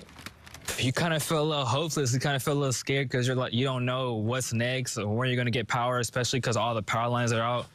So imagine living up here, and then that is your drive down. The walk is treacherous, especially because there's power lines on the ground, trees you have to walk over, the ice is slippery, it's dangerous. There's no way out. So what are you trying to do, Orlando? Go to the grocery store. You got enough food? Not really, but trying to get there. So I guess this is the reality when you live on a hill, huh? Yeah. This is what you have to navigate to walk down the hill. Can you imagine driving down this? And if you're wondering the power of this storm, look at that tree just uprooted. NES is now on the scene. They got to figure out how in the world they're going to get people back and forth and these trees cleared out. Best of luck, fellas. All right, the good news is that the folks at Post Ridge do have their power back. But Tracy, as you saw, again, when it's that steep, they just can't leave. There's a lot of families in that situation, just Absolutely. even around the Hillwood area near the station, trying to get up to their homes. Yep. Did NES show up literally while you were up there, or they already? They'd been there by the time They that I had. got there. They're there working Well, hard. probably thanks to you coming. Now, this was 3 days ago. New tonight, warming shelters are available to people who've lost their power, but for some, those shelters are hard to reach. Nashville city leaders tell us they're working to provide solutions for those who are still suffering after the storm. Fox 17 News' Karen Aguilar spent the day in hard-hit South Nashville, where a lot of people still don't have power and trees are covering the roads. People across Nashville already have so much to deal with, but here in this Glencliff neighborhood, I just want you to take a look at this massive tree that has been weighed down by ice. And this tree, as you can see to my left, has been cracked in half, weighing down that power line, causing widespread outages across the city. Residents are asking city leaders for help. Monday, blistering cold envelops Nashville, the ice weighing down trees and power lines, causing outages for hundreds of thousands. In the Glencliff neighborhood, 65-year-old Darlene Hargis is in her car with a portable oxygen tank because they have no power. Dwayne Hargis is her husband. My wife, who has to have electricity to breathe. About 15 minutes away is a warming shelter at Nashville Fairgrounds. Robert Thompson, who lives on Elgin Street and Sandon, was able to get to it. It was cold. I mean, I was freezing. He's been without power since Saturday morning. What's it like not being in your home while they fix it? I hate it. I hate it. I want to go home. Kelly Carr is at the same warming shelter. She had no power or food. I've never experienced this before. I've always had. She tells me she had to walk 2 miles from her home to catch a bus to get here. And I called the non-emergency number. Nobody answered.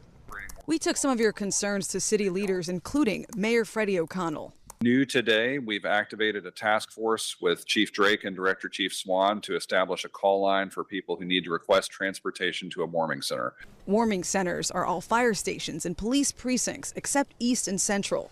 But officials say the only places offering overnight accommodations are Madison and the Southeast Community Center, along with the fairgrounds. We've got plenty of space there. Carr hopes things will be better soon. This is awful. Nashville's mayor tells me the city is an active response, not recovery, so long-term resources are still being worked out. Reporting in Glencliff, Karen Aguilar, Fox 17 sad, News, and your I feel like station. I don't want to put city officials under the bus or anything, but when you are okay, it's hard to think about other people who are not okay. And when you are a city planner or you're the city of Nashville, you can have these warming centers, but if your place is covered with ice, then your 911 lines have to be open to transport people to the warming centers. Mm-hmm. That was a huge fail. Let's see here. That's the PBS. Let's go to CBS here, Evening News. But we begin with a massive winter storm pummeling the country. Nearly 200 million people are caught in the middle of it. So this is from January 25th. Cold, ice and snow. 23 states from the south to the northeast are under a state of declaring states of emergency. Temporarily stopped in St. Louis this weekend when a semi-truck split in half, spilling yogurt across the roadway. Oh, look at frozen yogurt. This is just not a normal weather event for Oklahoma City. Temperatures plummeted below 10 degrees in Oklahoma today, where the extreme cold is swelling shelters beyond capacity. Like every space is filled up. The priority is keeping people safe and warm. Utility companies in Tennessee are expecting customers to be without power for days after freezing rain formed a layer of ice roughly an inch thick, straining power lines past their breaking points. More than 1 million people are now without electricity across the country tonight. Dave Malkoff is in Charlotte, North Carolina, where crews are working hard to keep the heat on. See that 7,200 volt line in the woods back there? Well, a car hit a pole that took out power for 100 customers in this neighborhood. But the majority of the power outages we're seeing are over in the western part of the state, where the same high mountain terrain that locked in Hurricane Helene's winds has done it again in this storm, taking out power for thousands of families who are still in recovery mode. So this in the was nation's capital, a few days ago, but I just went by Monday. We're Sledders are taking advantage of the snowfall, turning Capitol Hill into a ski slope. It was great powder this morning. It's getting a little sleety now, but we're having a great time. So the snow and ice has stopped falling here, but there is still an extreme cold warning that is in effect. Nearly 2 feet. At Boston Common, we found the snow piled shoulder high and the people working to clear a path through it. It keeps me warm. I don't need a coat on because it's tough work trying to shovel all the snow. The work is keeping you warm. The work is keeping me warm, yeah.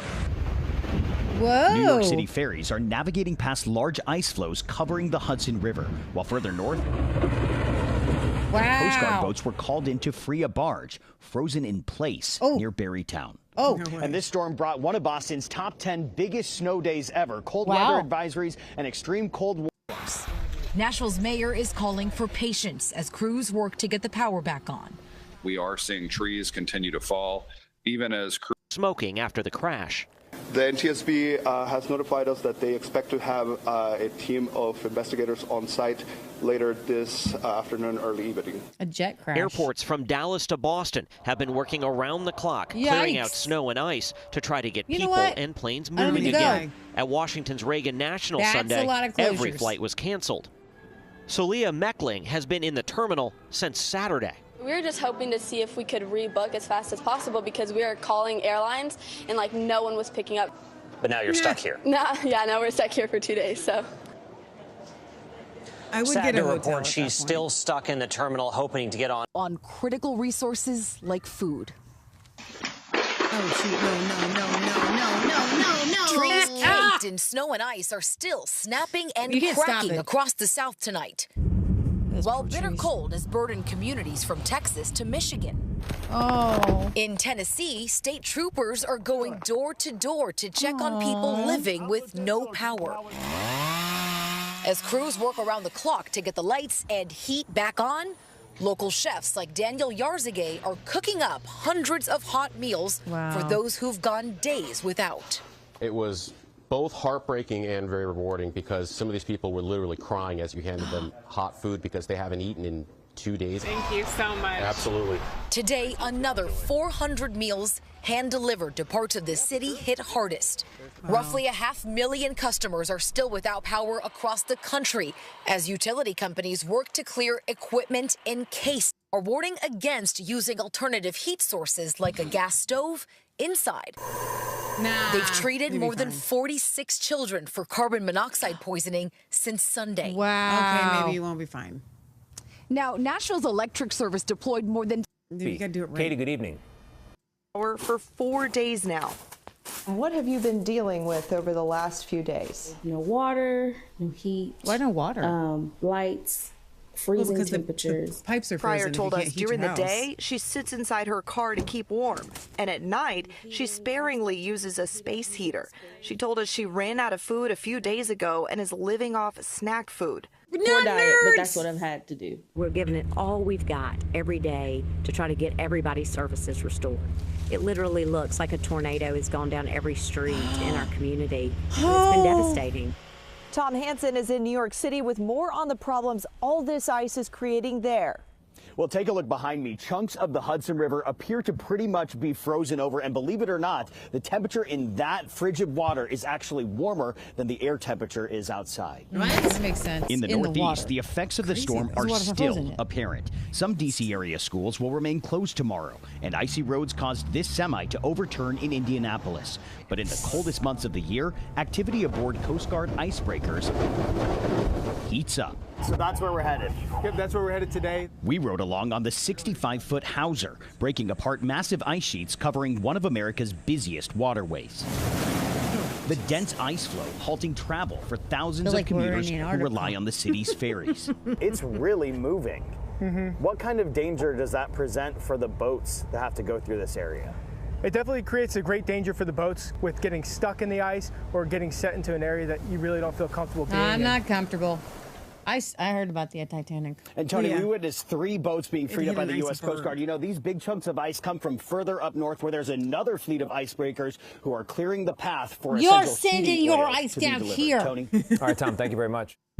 It's great to be with you tonight. We because of snow, which it is now trying to melt, apparently. Rob, good evening. Good evening, Tony. Oh, yeah, they're melting it. They're using these giant hot tubs, and they've already melted 25 million pounds of it here in New York City. I mean, with these temperatures, Mother Nature's not helped melting it. And in these dense cities, you can plow all you want, but at some point, there's no way to put it. It's a battle around towering mounds of snow. In Boston, simply crossing the street is no longer simple. Oh, we backtrack. If there is not enough room, we backtrack and we find another route. A week of sub-freezing temperatures across the east have left snow clinging to sidewalks and What did they roads, do? leaving cars spinning Without and sliding. From Before road they crews had to those, residents, where you could, just like, about everyone melt is snow. cleaning, clearing, and coping with the snow.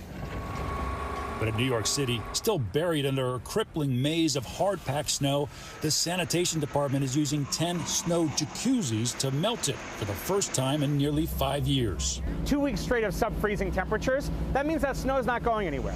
They can melt up to 240,000 pounds of snow an hour. You've got the fire hydrant here. We've got water going in there that heats up. That's the sauna. Exactly. Every time one of these front-end loaders comes over, it's about 1,000 pounds of snow that it's dumping in, mixes with just regular room temperature tap water, and melts it at 38 degrees, puts it down into an approved sewer line where it can go through the water treatment system. Just tap water? Parts of the South still in full recovery mode. Crews there racing to restore power in Oxford, Mississippi, while FEMA delivered generators throughout the state. Our own Katie Weiss is in Ripley. It's been tough. I mean, no water has been tough. But we've helped people. We've been working on roads. No water's tough. No water is really tough, yeah. Just trying to do what we can do. All that clearing in time for potentially more snow this weekend. So I'm going to be honest. We did not prepare for no water. We prepared for literally everything else. We did not prepare for no water. But here's the thing. This is what I did.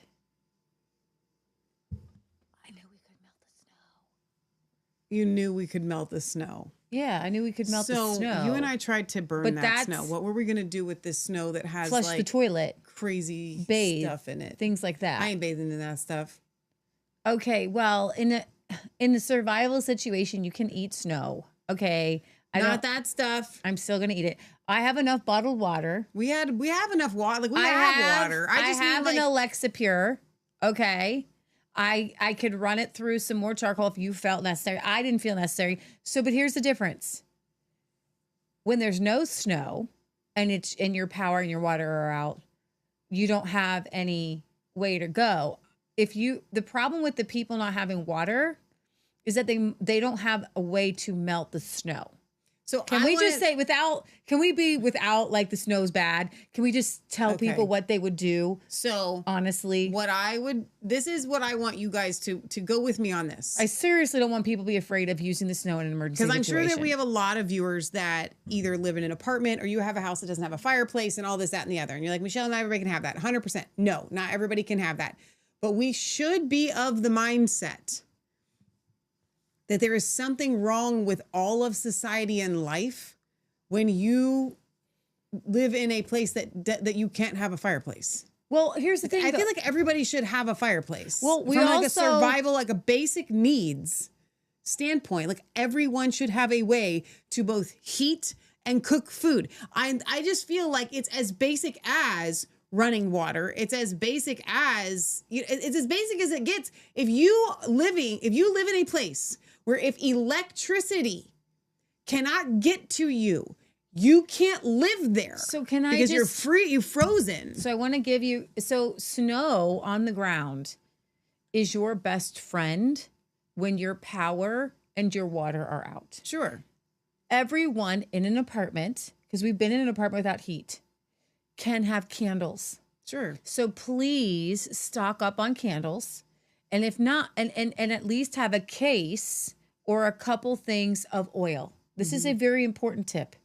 Have some candle wicks, which we do have, just some wicks. And if you have to, you can make them like out of like cut a shoestring and then dip a shoestring in your wax and make a wick.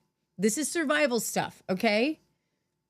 And then put that wick in an inch of water with an inch of, this is the best time, your best use for vegetable oil, with an inch of vegetable oil, you will make, and light it, you will make a candle, okay? When you do that, hopefully you have some sort of metal rack that you put your cookies on, okay? What I want you to do is make a little contraption where you're putting that metal rack over your candle. You're going to get your gallon or two pot. You're going to put it on that metal rack. And within, I don't know, I'll do some timing on that.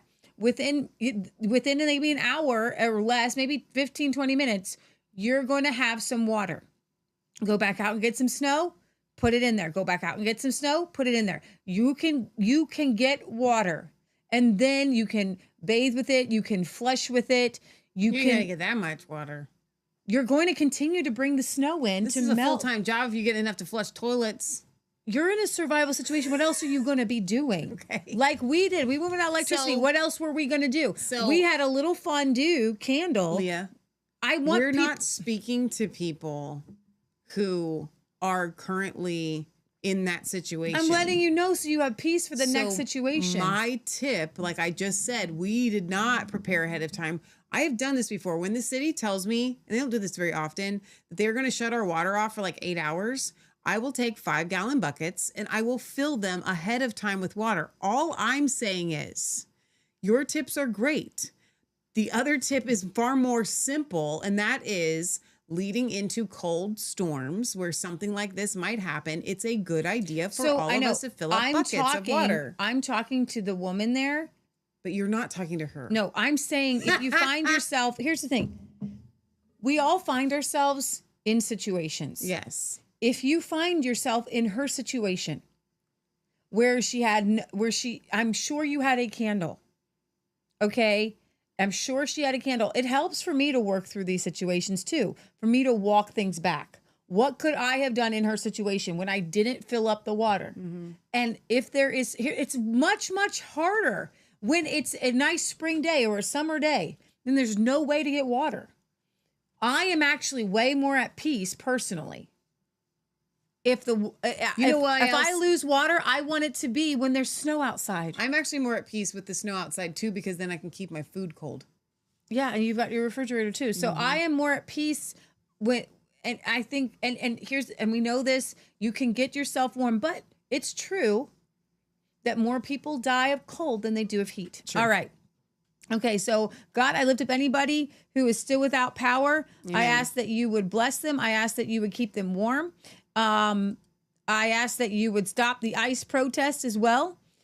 There are still tens of thousands without power as of today. Let me read these comments. This is really good. That was kind of a prayer, but I wasn't finished. Oh, I'm so sorry. Were you praying? Yeah.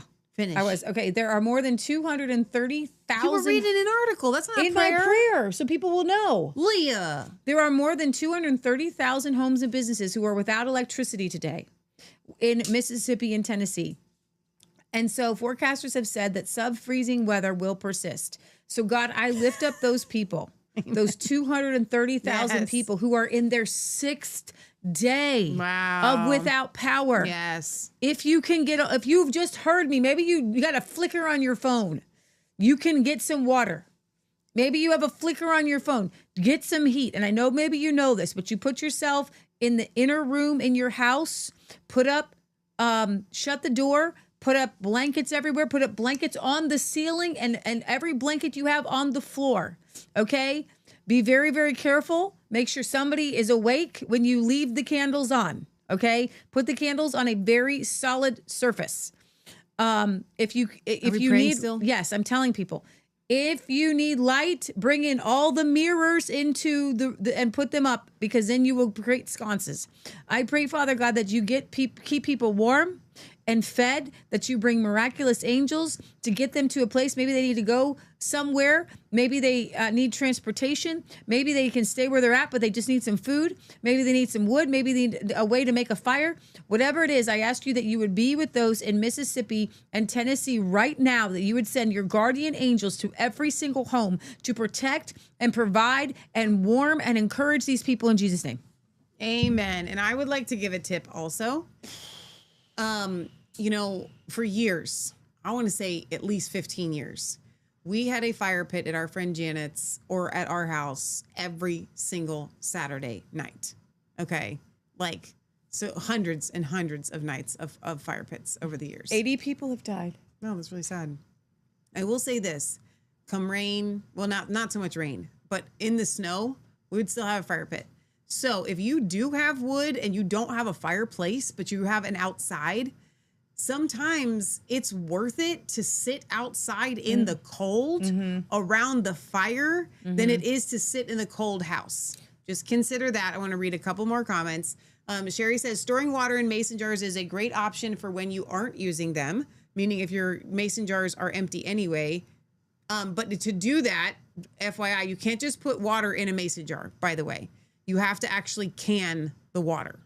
You have to like seal it up, like water bath can your water so that it stays good. Get some food grade water storage containers with a spout. I love that idea. Lorraine says, let's make a safer candle in this situation with clay pots, some bricks, and a tea light under so nothing goes on fire. Good idea. And I do want to be careful. I do want to warn, many of those related deaths are to carbon monoxide. Shoot. So make sure if you have your generator that it's going outside. Yeah. Guys, I know how hard you want to do this. If you have a gas stove, don't open it. You can keep your gas stove running, put pots, and honestly, you can really heat your house. If you have gas that's running. Oh, yeah. Just keep boiling, and you have water, just keep boiling the water. Keep boiling the water. Keep it going. Just keep cooking food. You know what it's like when you're cooking a bunch in the kitchen. You're like, it's too hot in here. But you don't want to just keep an open flame going. Right. So you want to keep a pot on it. Well, you'd want to radiant heat anyway. And a pot with water. Well, see, now we're back with you got water. Let's pretend I have water. Okay. Okay. Or you can just keep bringing in snow. Okay, so Lorraine, who lives in New Jersey, by the way, says years ago, New York City used to put it into dump trucks and then bring it to the Hudson River, but that was like 30 years ago. And she says, we like to keep all jars and vessels always filled with water and have 5 to 8 gallon containers we keep filled just in case. That's awesome. All right. Do you want to hear like a weird story? Hang on. Sharon says, we lost power for 10 days on Halloween, freak ice storm, no advance notice, fill up bottles with water, fill up tub, emergency pantry, hand can opener, blankets, and sweaters. Wow. It's still going to be cold October 31st. Filling up your bathtub is actually not a bad idea. Samuel says, fireside sitting is good for the soul too. Clay pot candles heat well. Gina says, fill the tub as well. Fill buckets, pots, and pans. All people should take a survival course. Common sense has left this world. Samuel says, wood burning stoves are why I live in the country. I get that. All right, Leah, go on. Yeah, so we're going to go here to a weird story for the night. What are Somalis doing with the bodies? So I've heard this. In the Somali community. So weird. They are keeping people alive on the books so that they can collect their food stamps and their Social Security. Okay, we're going to go all the way to the left. I know. I'm just trying to close some stuff out. Nope, watched him. With their Social Security. Now, there are no 911 calls for these Somalis that are dying. Where are the bodies?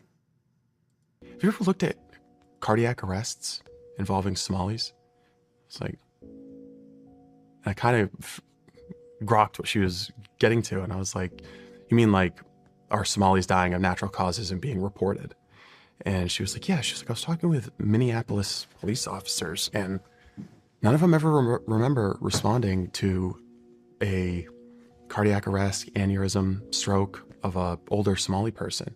You know, just looking at the actuarial tables, you would think 100,000 people out there, the odds say that some of them are going to have heart attacks, they're going to die, and then the police or the emergency services are going to be called to respond. None of the police officers ever remember going to a Somali DOA. And so I go to some of my sources in the Lewiston Police Department and ask, do you remember ever responding to Somali DOA's cardiac events? They start laughing. Like, you know, we were just talking about this at the station, and no one really remembers responding to Somali DOAs. So what's happening? You know, based on that sample, you know, it's not totally scientific, but we know there's some natural deaths happening from medical events within the Somali community that are not being reported to the state, to the medical authorities, to EMS. Now, why is that? So what happens if grandma's got subsidized senior housing, an EBT card, and Medicaid benefits, and you report that she's passed away? Okay, so those benefits get shut off. Everybody can understand, yeah, you just keep the benefits going. This is how you end up with Social Security or more so the EBT cards, benefits going to dead people. Not only that. What are they doing with the bodies? That's what I was going to ask. What are they doing with the bodies? Okay, you can stop that. So what are they doing with the bodies? And they're voting for them. Mm-hmm. All right. Commercial break here. There will be no ranches closed because of the weather this weekend. Guys like Peanut, myself, and all others will get up and get out and do what needs to be doing. Chop ice, feed animals.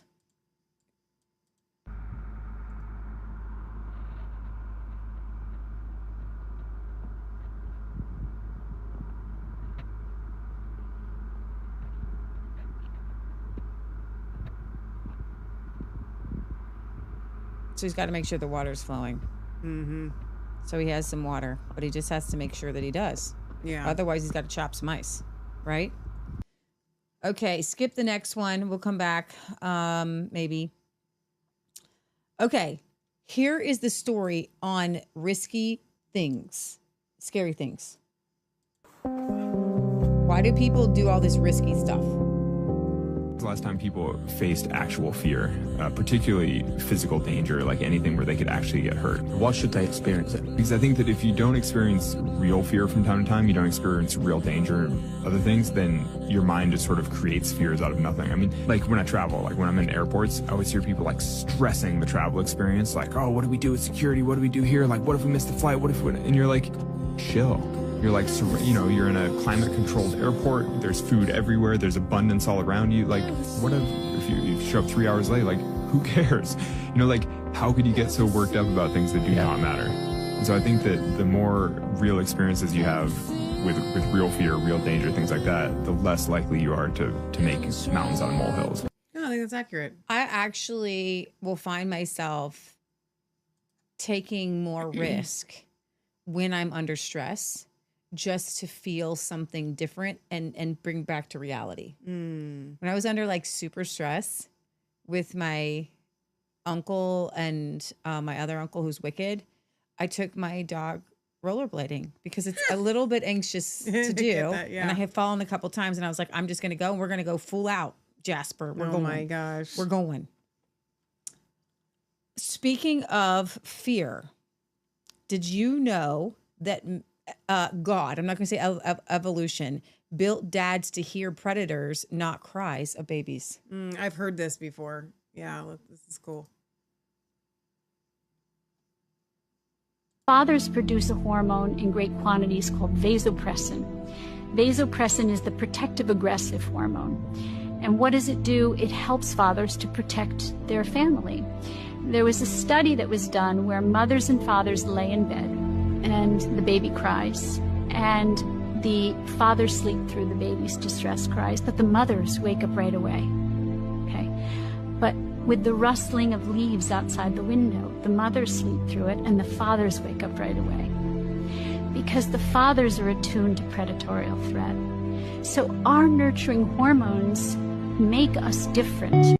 Fathers. This is why we do healing for the fractured soul, and I'm so sick and tired of the people who might dog what we do. Because these are very real things, and you need to understand the differences between men and women are biological, that God literally, and when you understand the hormones, you understand why women and females react a certain way, and you understand why men react a certain way. You understand why God made women to need to be at home. And so when it's just like, well, a dad can take care of women, the babies just the way a mom can. No, physically, hormonally, you cannot. And just like women can't protect the homestead the same way. Can they in a pinch? Yeah, but not the same way. Matt, literally, we're driving somewhere today. We go past a school with a lot of like trevettes and things, and he randomly does a guy thing. He's like, you know what? You know those movies where they're like running on ceiling on rooftops? That one, it wouldn't work. It's the rubber's too cold, and the rubber on your shoes are too cold. You wouldn't be able to jump from rooftop to rooftop. You'd slide down. Never entered my mind to think that I would ever need to run from rooftop to rooftop on top of a building with roofs like this. But Matt is thinking. Matt is thinking, if I needed to get a predator, if I needed to get a bad guy, how am I going to run that rooftop? I got to know. And so I'm going to run these scenarios in my brain. Scenarios I don't run through my brain. That's not a scenario. I literally was like, that is a Trent Ellis video if I've ever heard. And he literally does these videos like, things men think about. I could take him. It's just like, I'm like, we're different. We're wired different. Our hormones are different. Matt can tell you how to take out a predator. He literally, if I have a predator, he already has the whole homestead mapped out on where could he actually shoot if he needed to get a bad guy or a raccoon or something like that you're allowed to shoot. We wouldn't shoot things you're not allowed to shoot. And not have the bullet go to somebody else's house. He's like, there's not a lot of places where I can take something out around here because that bullet's going to go here, it's going to go there, it's going to go there, it's going to go there. That's why I am not going to shoot somebody here. He's like, on a homestead, out in the country, I could just shoot something or something, but I can't here because you got to be thinking 10 steps ahead. Guys are thinking 10 steps ahead. Now I'm thinking about how long it takes for that chicken to defrost. I am 10 steps ahead. If I'm making fried chicken, I got to get the chicken out. I got to time this on how it's going to defrost safely outside of the refrigerator and then when it needs to go into the refrigerator in order to defrost the rest of the way safely. He ain't doing that. But I am. I am thinking these things through. All right? We're just two different kinds of people. Sherry says, my daughter-in-law and I were just discussing this. My son doesn't do well when the baby is crying, and he told her that he just wants to make the money and protect the family. And don't make me try to stop the crying baby. Lorraine says, it's so true. Our thoughts are not the same. Wicked Psych says, I am back to thinking thrill-seeking is different from natural fear. I think that that's true, too, actually. But I think that there's an element to what that guy was saying. But I don't think that you should seek it through thrill seeking. I agree. Okay, I hope we don't get a copyright for some of these songs because they're very short snippets. Lorraine says, yep, my husband has scouted our whole property of where he can and can't. I'm with Leah, stretching and folding my sourdough because we need to eat. Hey, you got to think these things through, don't you? You got to be like, when I got to feed it and when I got to do the discard and what am I going to do with the discard? You think it 10 steps ahead. You are. Okay, I'm going to make sure that we don't get a copyright for this next commercial break. I just thought this was hilarious. Ask our facility and staff to recreate this dance move. This is just for fun. Ready?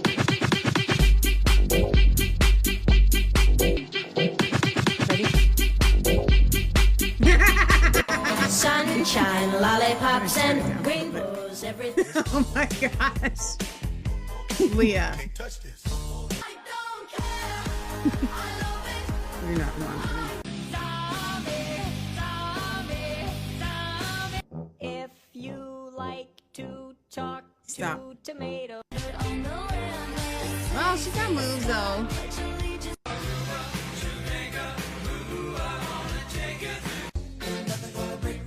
Oh my gosh. Stop it. I'm a good dog, I'm a good dog, I'm a good dog. Where'd the dog come from? That's so cute. Oh my goodness. Okay. Now, a doctor reveals, have we done this one? But I think this is important, adding just one egg to your child's daily diet. Kids, one egg a day. One extra egg a day. Just one egg. Right. And they followed these guys for over a year. And they found that the ones who got the egg increased their IQ by 15 points on average. Wow. What? Just one egg a day. At least one egg a day. This is really important to your kid's development. That's how vital and important animal nutrition is, and animal source nutrients is that protein. It's protein. I truly believe. The bioavailability is all there. Like an egg is a perfect protein. It has all the proteins that you need in the exact proportion that you need them. It has all the fat and cholesterol that you need because that's all the nutrients that you need to grow a new animal life. Right? You've seen the grandma smoking cigarettes with a coffee and a Coke. But she had eggs and bacon every day, and she's 90 years old. Because, first of all, in real life, bacon every day is unrealistic. But she did it. Because you don't get that much bacon off of your pigs. I think Grandma did it. No. All right, Jerome Powell, this was... Wait, you can just drop the egg thing. Nope. I would like to expound on that. I was just thinking how we have these chickens, right? And we've lost 2 this week. Just 1. 2. I thought you said we lost another. No, we lost 2. He thought we did. No, just 1. Oh, okay. Well, okay. But let's say it was 2 just for my math's sake. Okay. Thank God it was just 1. If the chickens lay like maybe 5 days a week, each chicken, like 1 chicken. Well, let's say we get 5 eggs a week from that chicken, right? Yeah. So that 1 chicken having died, we are losing 20 eggs a month from that chicken. Mm-hmm. If 2 chickens are gone, you're losing 40 eggs a month. That's insane. Yeah. You got to get that hawk. And so what I was thinking is that we're going to strike that from the record. God, please. We're putting the strings up. We're going to deter at the end the of hawk. We're gonna, with the end of this cold snap, we're putting strings up around our whole the property. hawk from that's what we always do when the hawks Gotta come. You get guys rid have of that seen us hawk. hang the string. But I was just thinking, like, again, to all the people that don't have a homestead and you don't have chickens, we've lived that. I hear you. I hurt for you. I pray for you. Okay.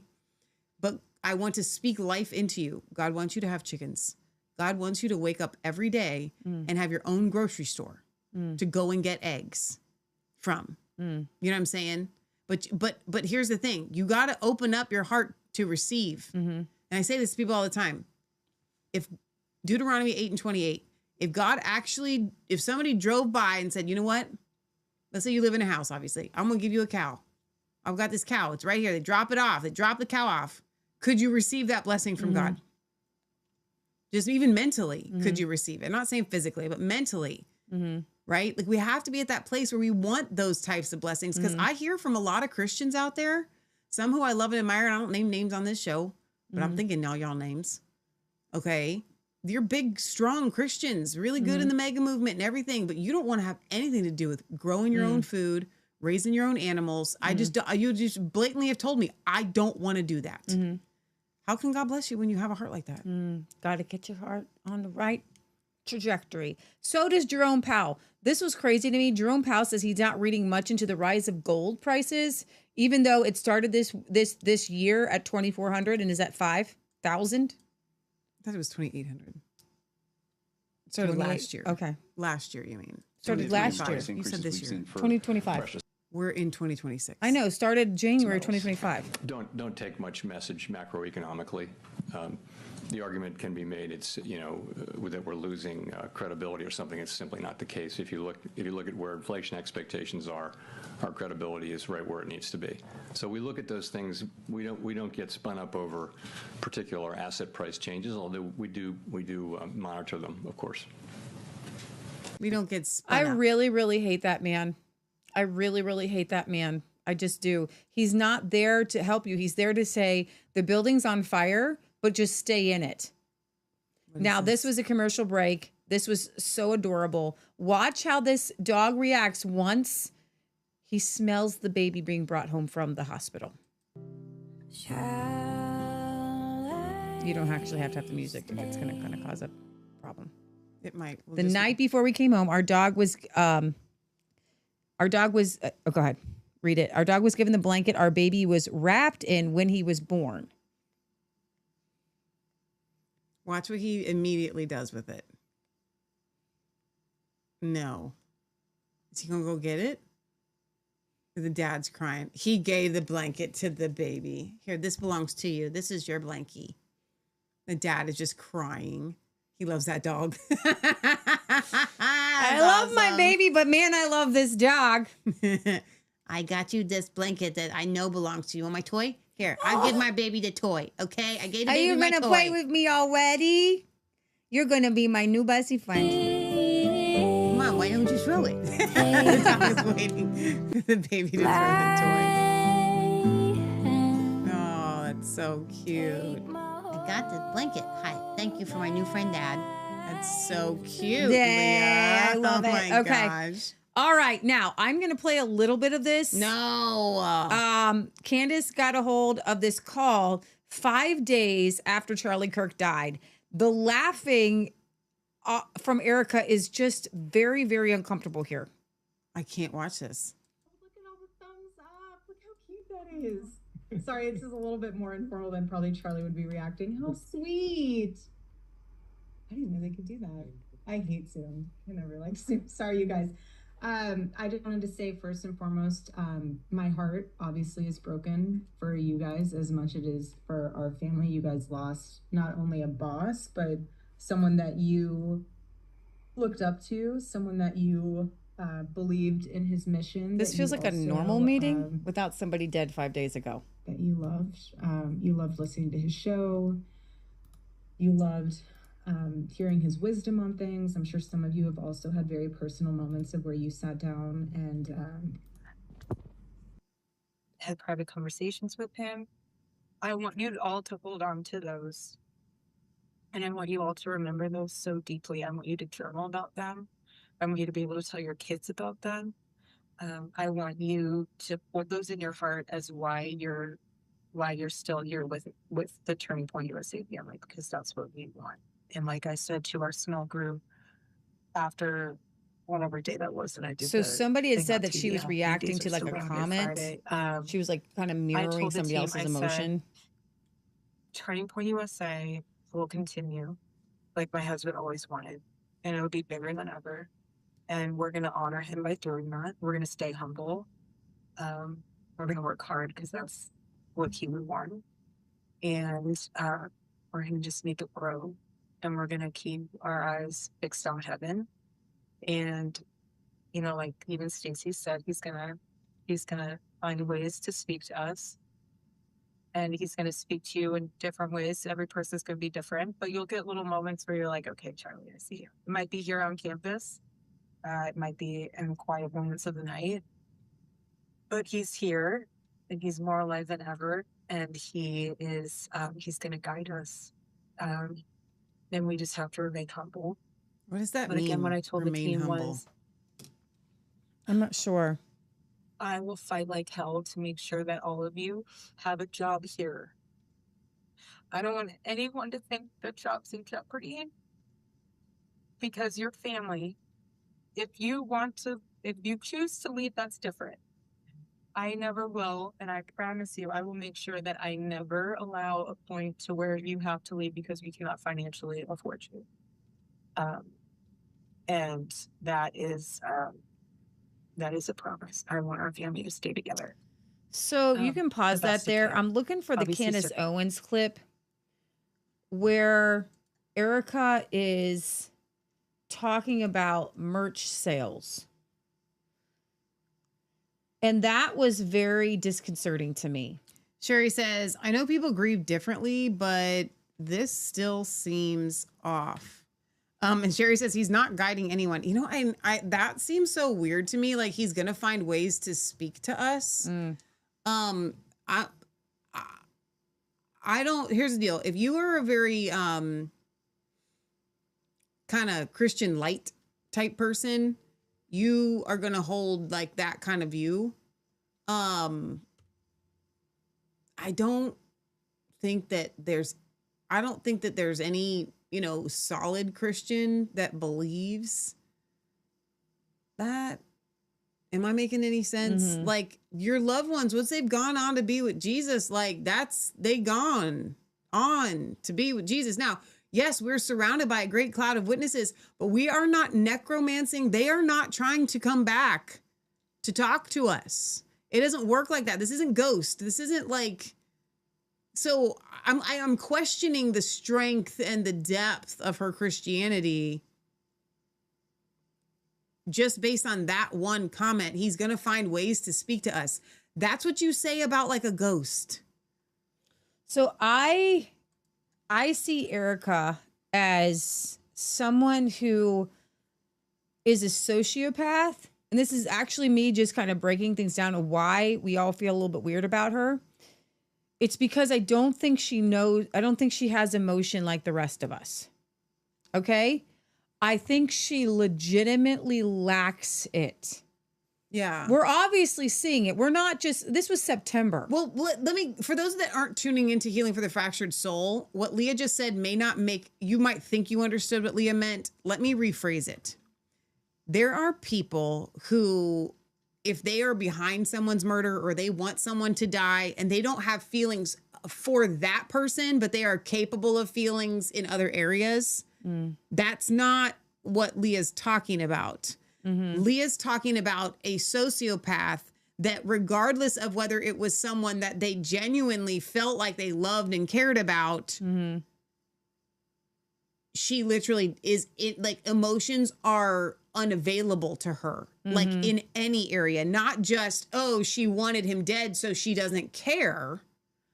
I'm leaning more towards Leah's explanation here.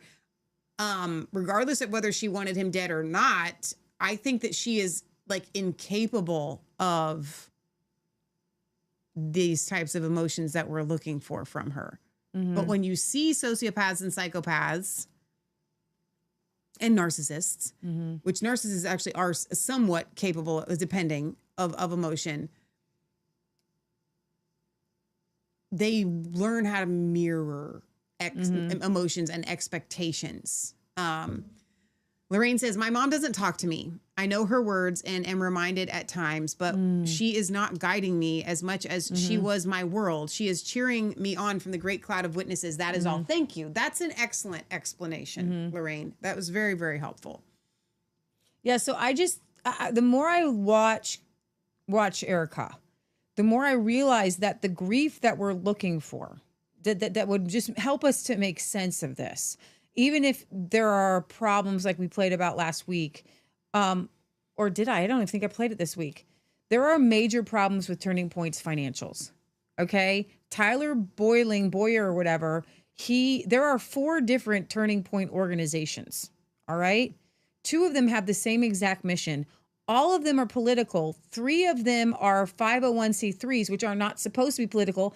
I'm not a big fan of that. And 1 is a PAC. And that's a 501c4, but they are all political. So they're taking part in the beast system, not following the beast rules. The mission under Tyler Boyer, I don't know how to say his last name, sorry, is the same as that was under Charlie Kirk's Turning Point. Okay. And yet we don't know what he was doing. He had a bunch of employees and it was bringing in more or equal to the same amount as like Charlie's version. And nobody knows where the money was going and why they needed 2 different organizations. Okay. The money thing stinks. I am zeroing in.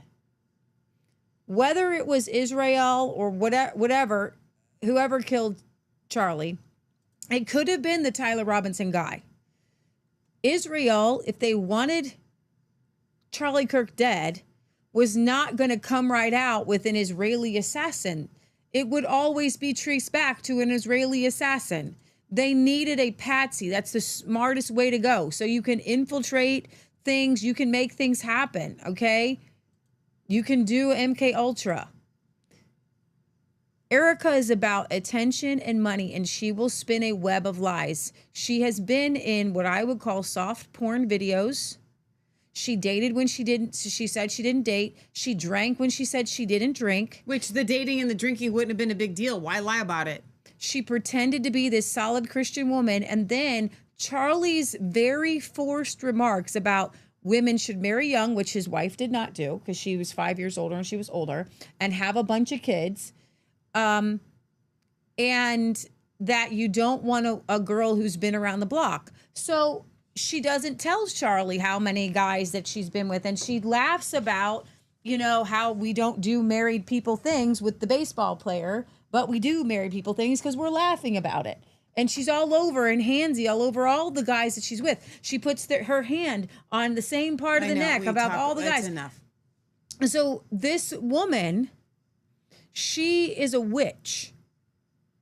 And she cast a spell on Charlie. Was she set by Israel to do so? Possibly.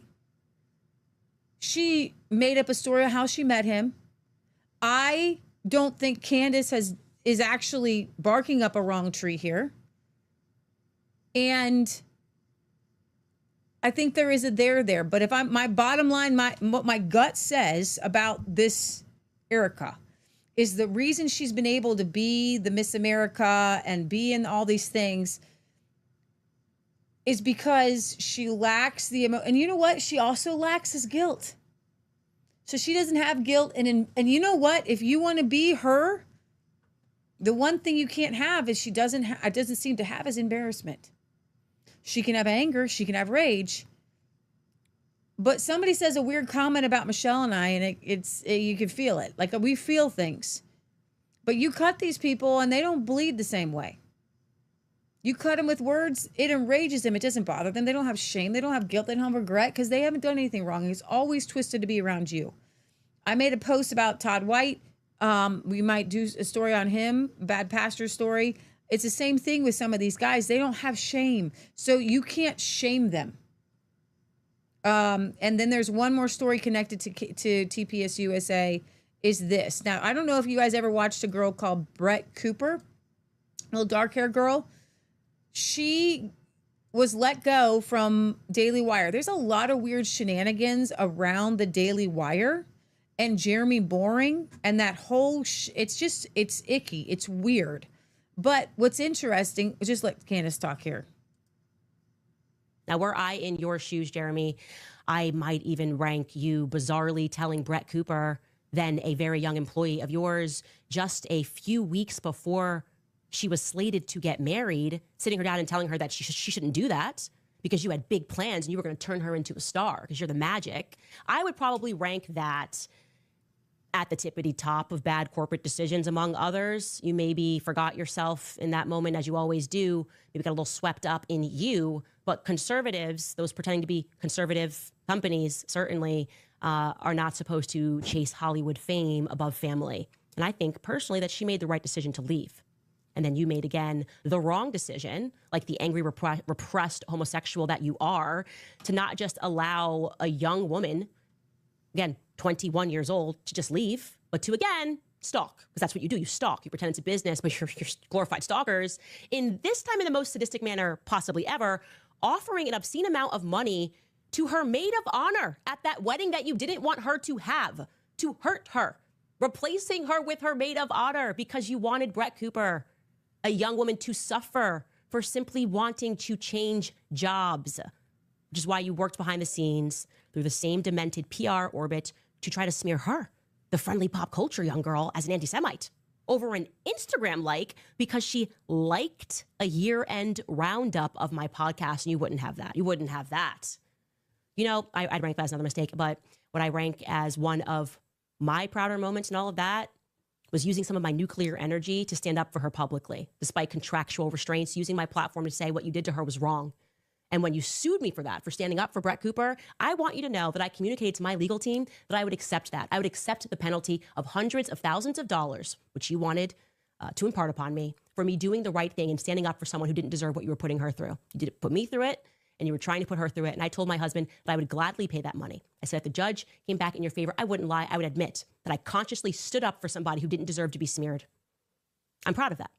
In fact, I would have hung it up on a wall and showed my kids that money isn't everything. Doing the right thing is.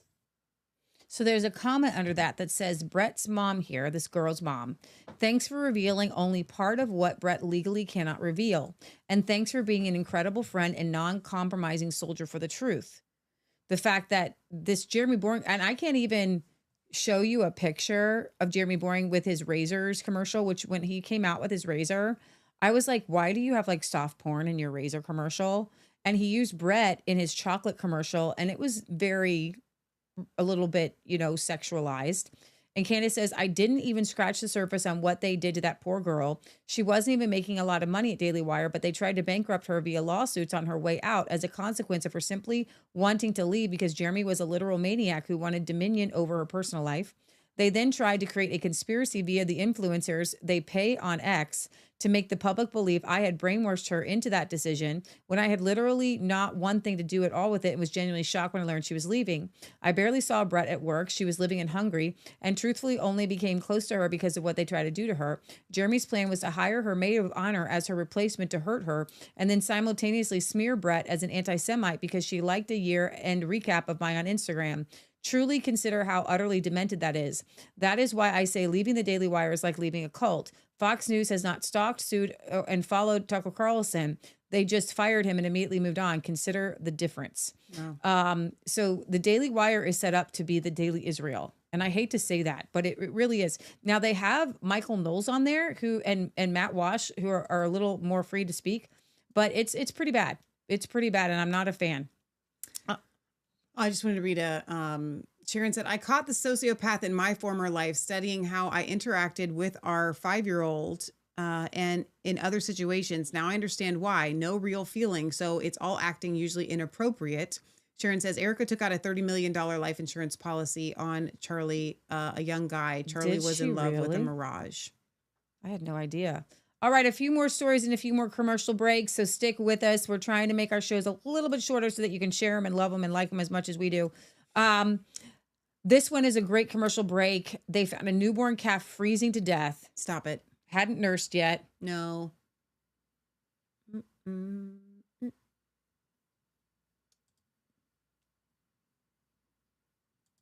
We change screen share? Yeah. Poor baby. Just, where's your mommy? This actually happens a lot, but I'm glad that they captured it in a story. Yeah. Oh, poor little guy.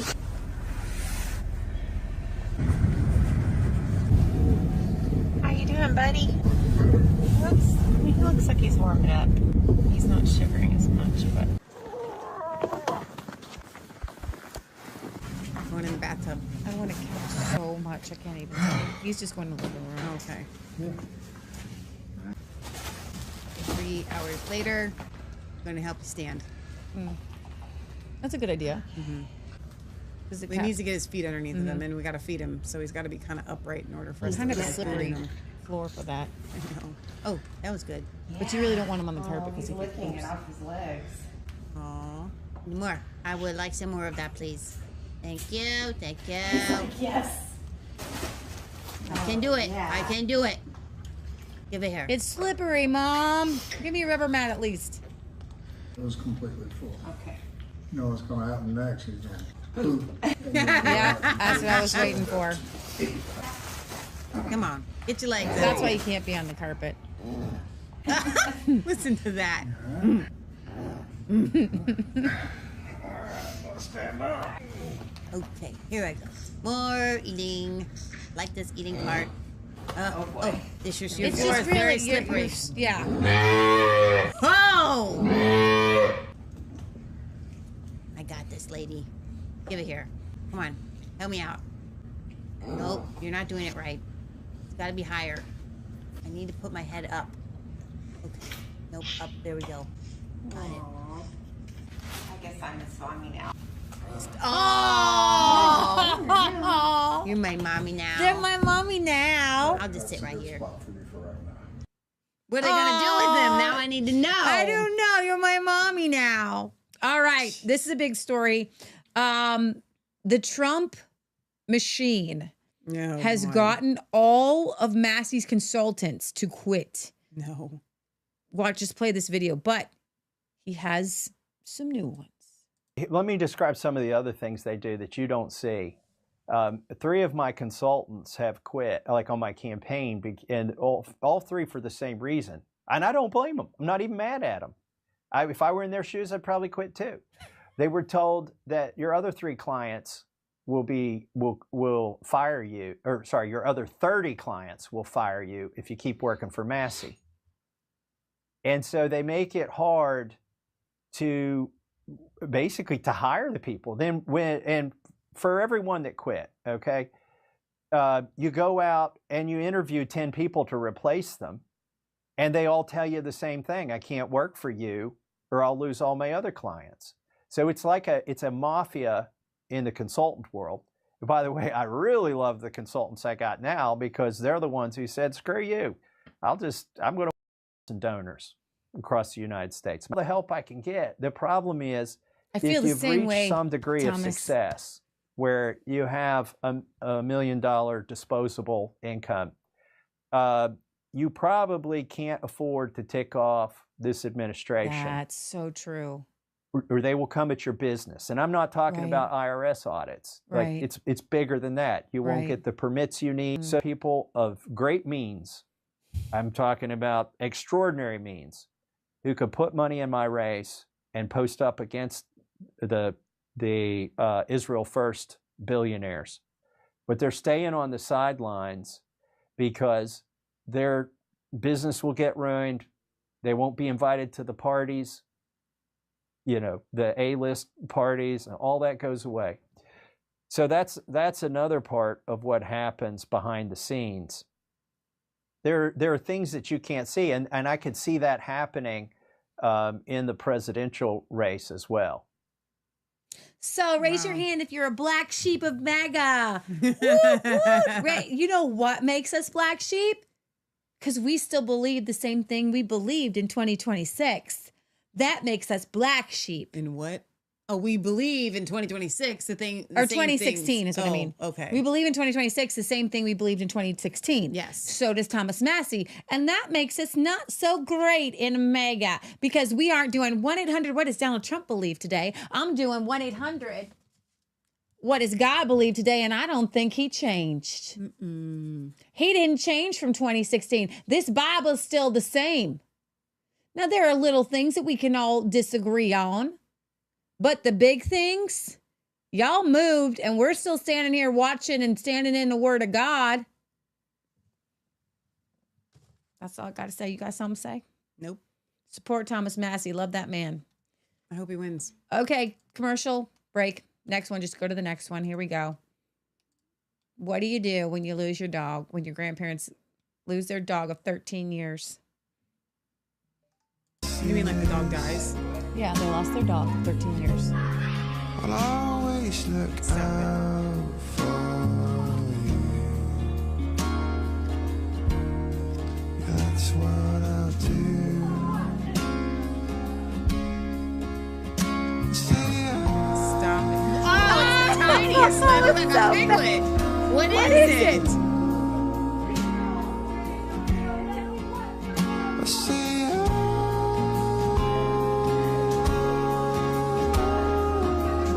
It's a beagle. It's a cute little blue merle beagle. I just wanted him. Wow. That dog is going to be the most loved. That dog is eating tail scraps. You know, Grandpa's going to be like, here's some bacon for you, baby. Okay, skip the next one. We did that one. All right. This is so great. What the heck? On the When menu Tractor today, Supply- a when wheelbarrow Roll King- or popcorn. Or the movie theater is giving up their popcorn for today. Oh my gosh. Go and get you some. He found a popcorn. He found it. And you know what? They're getting their sodium level as well. Yeah, probably too much. Yep. Yep. They're goats. They'll be fine. They'll be I don't want to fine. hear anybody saying about the chemicals. It's fine. So what they probably do is like what we do. They get leftover bread. They get leftover popcorn. You can get the ostrich in there. Stop it. Come on now. Oh, You could he moved- look at that. He was like, get out of my way. Okay, that's really fun. Even the ducks. This is awesome. We'll watch this all day. No, I could totally watch goats eat popcorn all day long. Okay, this was a commercial break. This was just, to me, a public service announcement on buying outfits from like Temu or something. Oh, don't. And I absolutely They look so great in the I pictures. love this couple. I love how they interact. Okay. Temu outfit gone wrong. You know when you go shopping online and it just looks so cute on the model? And then it gets here, you try it on. I promise you my arms. Wait, watch. It's not so bad, but watch this. She can't move her have arms. to move your arms. The arms don't move. The arms don't move.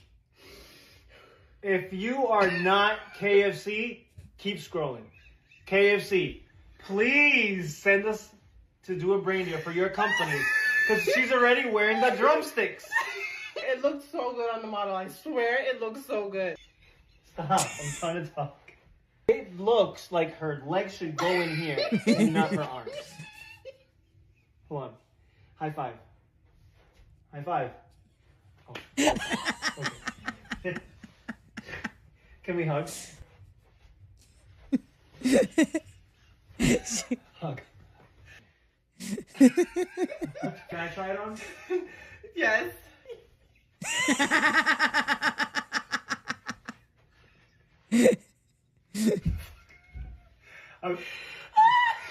Zip me up! I got it. I got it.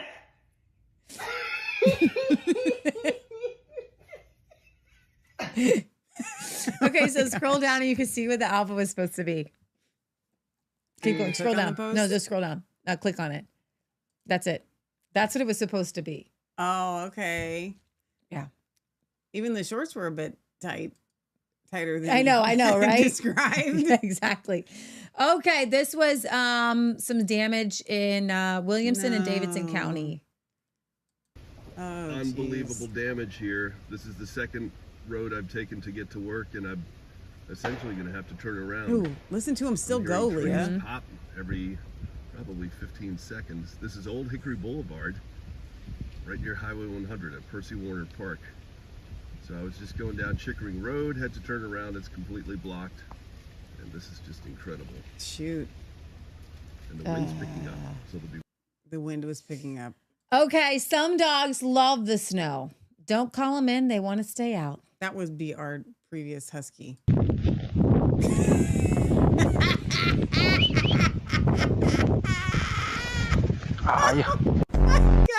Hey, Rory. Some lady on the internet says you're cold. You should probably come inside. You're not made for this cold weather. Ollie, come inside. Come on. Come. Nope. Nope. I'm not coming. You just leave me alone, Karen. There's a dog under there. Wally, do you want to come in? Nope.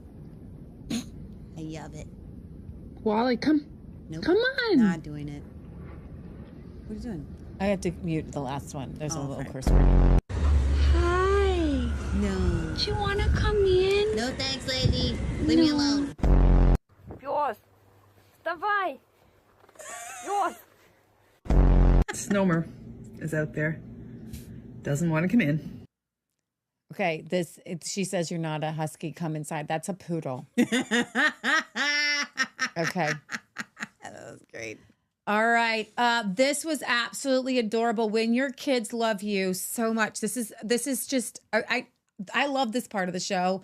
Forgive me. The news is sad. This is news to me. This baker has his kids do the voiceover for him about the baked goods to explain them. The day of the life of our daddy. Welcome to his bakery. Narrated by his kids. His bakery is very nice and I love his bakery. And he makes the cream. Daddy makes 3 different cheese. My favorite is the pistachio. It's pistachio, Aya. That's what I said. My favorite cream is the chocolate. Everyone else loves the pistachio. This pistachio is really good, but the chocolate bitter. And make the croissants in the cream. Daddy's a poopy pants, and I really love his croissants and do everything he does. Now he's putting on the decorations. It's kind of like a signature. His croissants are crunchy and buttery, and I really love his dough. It has full of pizza in it. I really love his pizza. It's not pizza, it's maniquiche. I like to call them daddy pizza, but I really like the one that have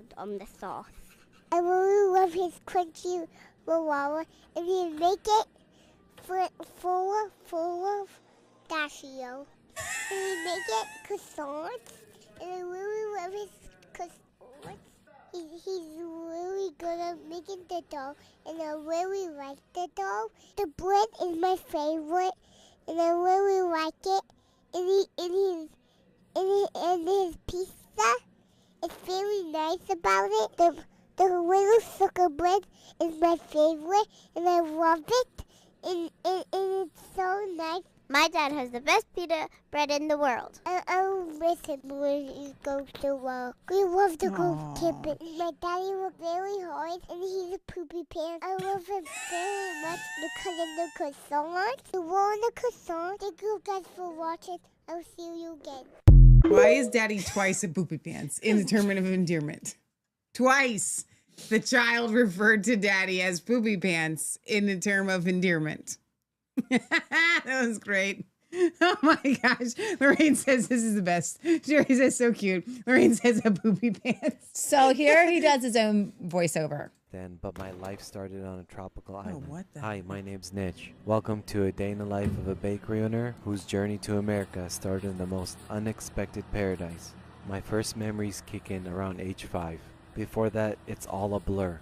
Maybe life was tough. Maybe my toddler brain just decided to put everything on pause. All I know is my family never wanted to leave Kurdistan, no matter how bad things got. Kurdistan was home, but 2 of my siblings were disabled and needed medical care that did not exist in Kurdistan. That is so a my lot of parents butter, made Michelle. the terrifying decision to come to America as refugees. Can But you before America, use we were that sent legally? to Guam, an That much unexpected butter? paradise. Guam is a tropical island in the middle of the Pacific Ocean, where refugees are sent before coming to America. This is where my memories begin. Palm trees, sandy beaches, and crystal clear blue water. Food, housing, medical care, everything was provided. For the first time ever, we didn't have to worry about a single thing. For generations, my family had nothing, surviving war and poverty. Most days just eating one meal, and now we're living what could only be described as heaven. For the first time, we understood what it felt like to be alive. I had so much fun in Guam. We all did. It was incredible. We stayed in that paradise for months. After endless background checks and medical exams,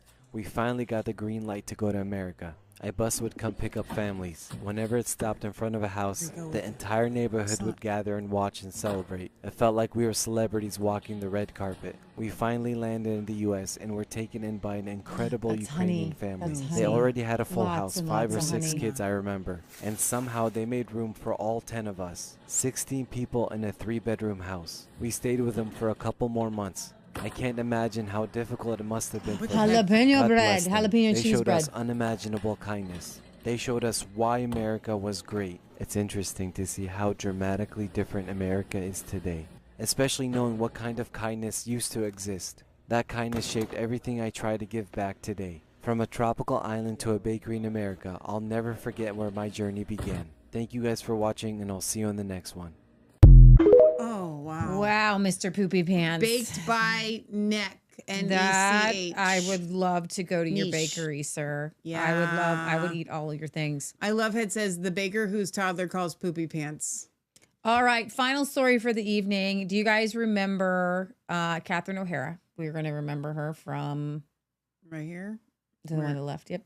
I think nope. Completely Are we all to the over right here? No, it should be the one to the to the right. Right Right there. Nope. Right. Yeah. No, yeah. Ever. And you've been, oh no, seriously, you've been in so many legendary roles. When all is said Lady and done, from Home Alone. which one role would you most like to be remembered for? Mother of my children.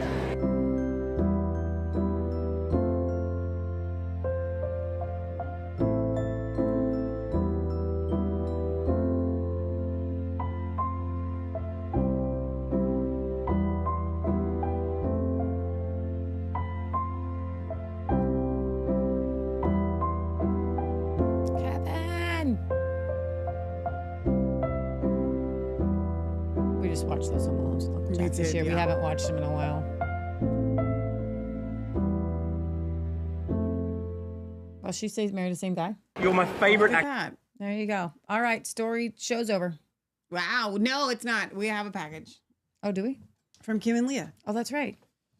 It's heavy, though. I'm worried about. Here, you take the scissors. Got it. Wait, let me make Don't really let me make hand this big people here. scissors that way. Leah. Don't run with them either. Okay, so Kim and Leah sent us a Christmas present. Okay. And I don't know how to open it because it's in a Okay. nice, look how nice of a box it's in. It's like it came in. Oh, I think I know what I'm doing. Feels like it, anyways. You have to do that all the way around. Well, Without I don't showing want their address. I don't want to do it towards your face. Okay. It's like Christy Gnome's on here. Get it? Turn it again. Okay. There we go.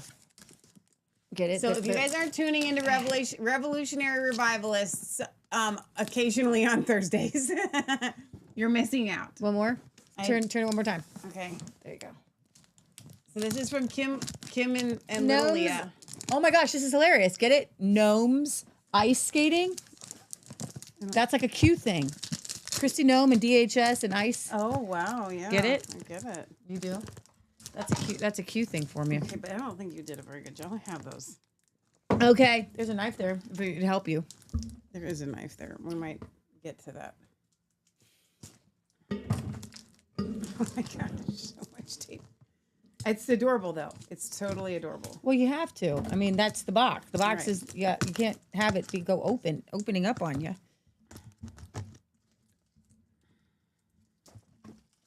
Okay.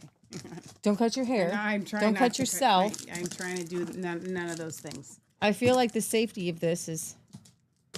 It would be easier if you had a little more space. Occasionally, I think to myself, we should at least get the boxes like halfway there before we. It's kind of entertaining. Is it? I was not even good on that one at all. I think there's some like Kim and Leah hair here. This is dark hair. It is. Oh my gosh, you taped your hair and sent did. it with Okay, you. here we go. That's what happens if you guys get stuff with our hair in it. I apologize. It's not gross. It's just anointed. It's not gross. It's just anointed. Oh my gosh. Oh, okay. you know. Oh my gosh. There's so This much in is here. so- I'm gonna go for the card first. Oh yay! Please do. Leah and Michelle. Is Kim here? I don't think she's here, but I just thought they could come and watch the timestamp. Okay. Okay. There's this wonderful thing that happens at Christmas. People remember to count their blessings, and even everyday moments seem more filled with hope and joy. This Christmas, that's what you're wished. More blessings than you can count, more joy than you can imagine, and a new year that feels more hopeful than ever. Merry Christmas from us to your family. We love and miss you each so greatly. This holiday season, as well as when we enter the new year, we declare the Lord's blood to protect you, his light to guide you, and his presence to meet each of you every single day. Love, Kim and little Leah. I just texted her. Oh, that's awesome. Yeah. Okay. So I'm going to guess one of these will both open. I don't know what it is, but looks cute. They are so good at packaging. They are really They're good really at good at like packaging. No, they're surprises good at and everything. stuff. Oh. Oh, that's adorable. Look at that. They're little bags that say Jesus loves you. This is great. So they actually, this sweatshirt that I'm wearing came from Them. Kim and Yeah, Leah. it did. These are great. that's Like you can adorable. shop and tell people about Jesus. Jesus loves We're you. witnessing. They are so good at witnessing. No, they're the best. They're like the best street witnessers. Okay. They don't have, oh, Matt got chocolates. No, hang on a second. And Uncle Jack, so Matt got a chocolate. No. Matt's not gonna eat his, so we're Uncle gonna Jack will taste eat it. his. Uncle well, Jack- there's one for us in here too, or PG. Well, hang on a second, because no, you can't. There better be other chocolate in here for us, or Matt's not getting his. Well, Matt won't eat it because he's not a chocolate guy, so maybe we'll just taste his. Leah, just wait a minute. I'm just gonna set it to You're the side, so but these are greedy. actually so You're adorable. so Look at these. Greedy. No. Oh wow! Look at that. It's a mug. Oh, this wrapping is brilliant, by the way. It is. I can tell it's a mug. It says a mug and a bag charm. That is so These still cool. no. Look how pretty. You guys know us. It even says it on both sides. I love to use these kind of mugs when I come on the show. I love it. So we will be using that on the show. This is awesome. When I come, and a bag charm, which could be a keychain, maybe two. Yeah, we'll probably use it as a keychain. We use Everything. Oh, this is so cute. Magnetic bookmarks. Oh, how cool. Oh my gosh. Oh, Proverbs that's 37:25. so Wait, let me take pretty. the paper off here. Look It at says that. She is strong. Oh, that is so cool. And then Love it has these magnetic it. bookmarks on the top Oh my that say be gosh. still, pray, and faith. Let's put them in your Bible, and then when you need to, do a Revelation red pill, you just stick it there. That's awesome. Love, love, love it. Okay, so now this one says to Michelle from Leah. Okay. The other Leah. No, I know, little Leah. This is to Leah. From Leah. Well, Leah and Okay, Kim. but Okay. Oh, There's a lot in got here. a T-shirt. Holy cow. Some T-shirt action going on. I love T-shirts. Stop it. They always pick out the greatest stuff. Oh my gosh. Oh my gosh. Look at, oh, this is so cool. It says a new heaven and a new earth on the back. It's like a Revelation red pill shirt. This is a Revelation red, but did you It have says this? Revelation 21:1. I need to make these shirts. This is so cool. Where did you get this? These are awesome. This is the Did greatest. you have it made? No, it is. You bought it. Oh my gosh.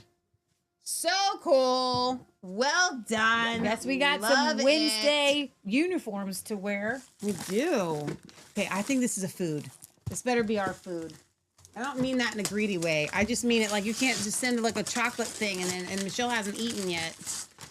It is. It is. And I mean that in a grateful way. Beggars can't be choosers, but honey child, Here come the pretzels. Chocolate Fantasia. This is from New Jersey. Lorraine, do you know where this is? It's on Ridge Road, 137 in Lyndhurst, New Jersey. Look at this. These are my favorite. White. You know what? You know what? Chocolate covered pretzel. They love me. You know why? Because this is mine. I think last year we might have just gotten one. Chocolate. No, look at chocolate it in the thing. pretzel. Look at it in the thing. And toffee. You can smell. There's a smell that comes from bakeries.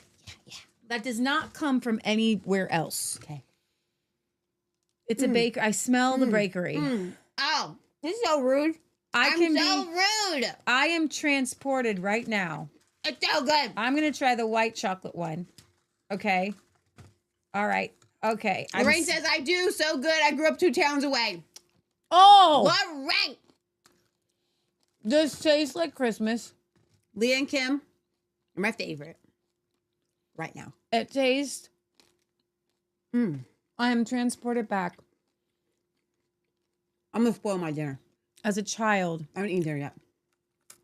It's so good. to Christmas morning.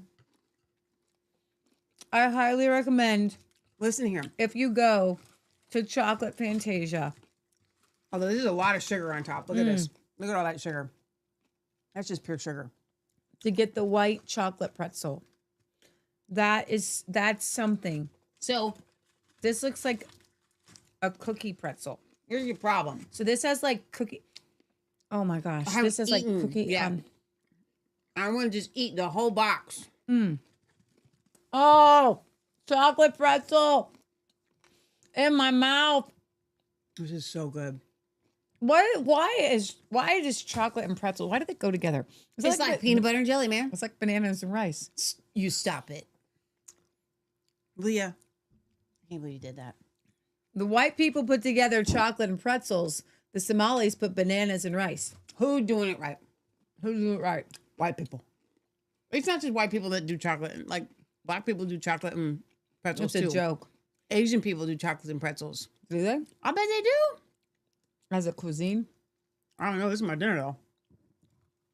I made like a little ship's anchor here. This is the anchors away into Michelle's belly. Watch this bakery be run by like an Asian. Oh, yeah. Just kidding. Is that Kim?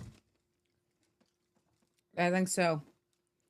I'm cracking up watching you eat the chocolate. Is that her right now? Yes. Kim. Thank you, guys. It's so good. Did We you open see up us? everything else. You have to rewind it. Did you see us do the shirts? Because now we have a Revelation Red Pill uniform. Like a real legit uniform to wear. I know. Guy have them washed and ready listen, every they got Wednesday. me this one. I wear it all the time. It's like my favorite sweatshirt. I have to got tell a you, favorite shirt.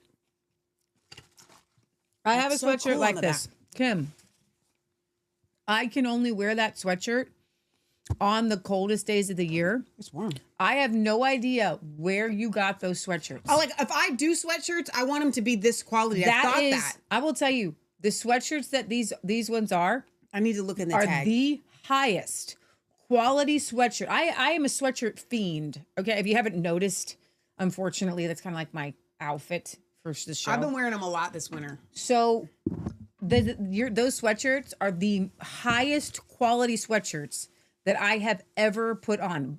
Nike, Adidas, North Face, Columbia, you name it. Whatever this sweatshirt is, Whole Strength First Original Collection is the highest quality sweatshirt that they possibly make. And it's the warmest too. So I didn't take that sweatshirt off just to look at that. I took the sweatshirt off so I could put the shirt on. Okay. There you go. I'm going in.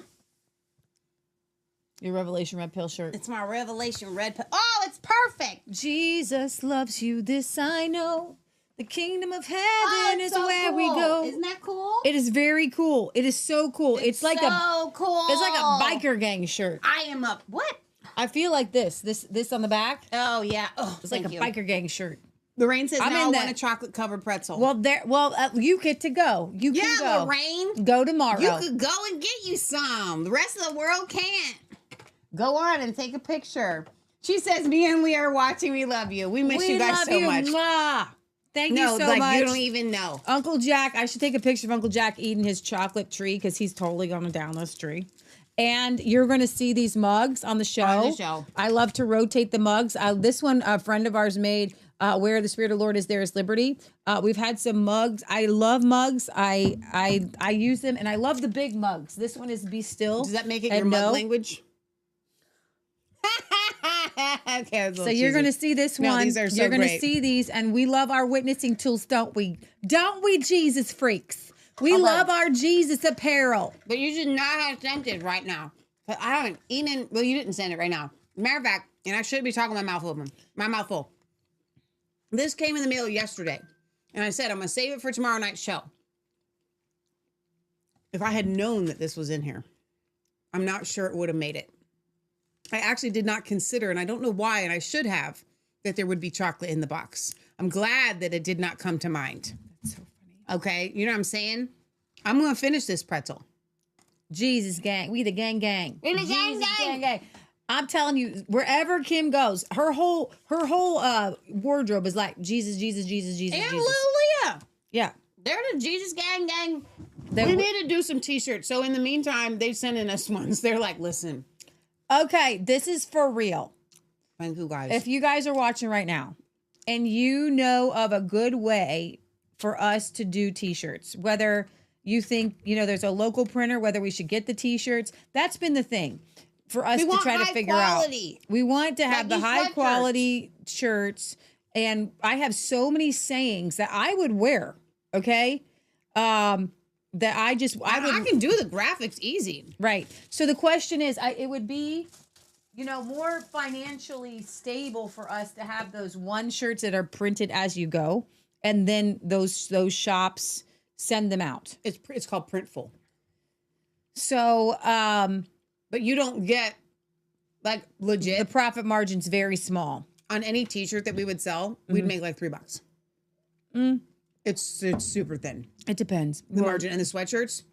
Oh, the margin is like nil. It's next to nothing. Yeah. But they have lots of options. So you guys we could all wear Resistance Chicks gear, and Printful could make a lot of money on it. I sat here and ate that whole pretzel. Thank you guys. We love you. Thank you. And listen. And the Jesus bags. We Jesus love you everywhere. We I'm gonna going get to my hair out the way. Sam's. Jesus love you and everywhere. We doing our bag thing. Filling it up. Telling people about Jesus. Who loves you? Jesus love you. Jesus loves you. I love it. They need to shade merch links. Love those shirts. Share. Share. I think you mean share. What I would love to do though, legitimately, if anybody has a Kim, good... if you're watching, you can put a link to where you can find a Revelation Red Pill shirt. Oh yeah, we'd love to. Yeah, they do need to share the links It's on the not like Revelation you Red can Pill Google shirts. it. Revelation Red Pill shirt. Yeah. Lorraine says I would love Resistance Chicks. And it would be stuff like this. This is I've what we been would do. meaning to. I want a shirt I that love says this "Ask shirt. me about Matthew 24," Yeah, that's cool. and then have answers on the back. Oh yeah. You know what I mean? So like you can turn around. No. See, here's what it needs. The back of the shirt needs to say "Ask me about Matthew 24," and the answers need to be on the front so you can remember them. Like, oh yeah. So here's what I wanted to tell you here. Maybe even have them upside down. No. Like, You take a picture. Read them from the bottom take up. a picture of your own shirt and be like, let me just. Yeah, no, that's good. But seriously, I worry about getting a good screen printer that has the kind. This is really high quality screen printing, not the kind that's going to break apart with many washes. Like this is the kind that you can feel it's going to last through washing. So what are we at on this show, time wise? Jesus gang, Been 3 trying- hours and 3 minutes. Ah, dang it. Okay, we got to end. I've been trying to keep them under 3. We're working on it. We're going to work it out. Okay, but last but not least, reminder. We do have merchandise. It's just not t-shirts. We have merchandise. We have our calendars. I don't even know where our calendar is. Almanacs. Almanacs. Shop.resistancechicks.com. Thank you so much for purchasing these, yes, guys. thank you it guys makes us so much. So Every time an happy. order comes in, my whole face lights up. I'd and I love get to super hear your excited. reviews of them. If they're positive, Yes. if they're negative, you can keep it to yourself. If they're negative, you can keep that to yourself. But if they're positive, and they're all going to be positive, go to shop.resistancechicks.com, click on the product that you want to review, specifically the Almanac as well. And I don't think there's a single review on there yet. Scroll down, but not many of you have gotten them. I've just, they've been arriving. And poor Shauna's first class mail, I shipped it 8 days ago. It hasn't gotten there. It should have gotten there next day because it's right up there in Dayton. Tracking? No, because it's a first class mail stamp. So I realized that there's one error there, that there's no tracking on that.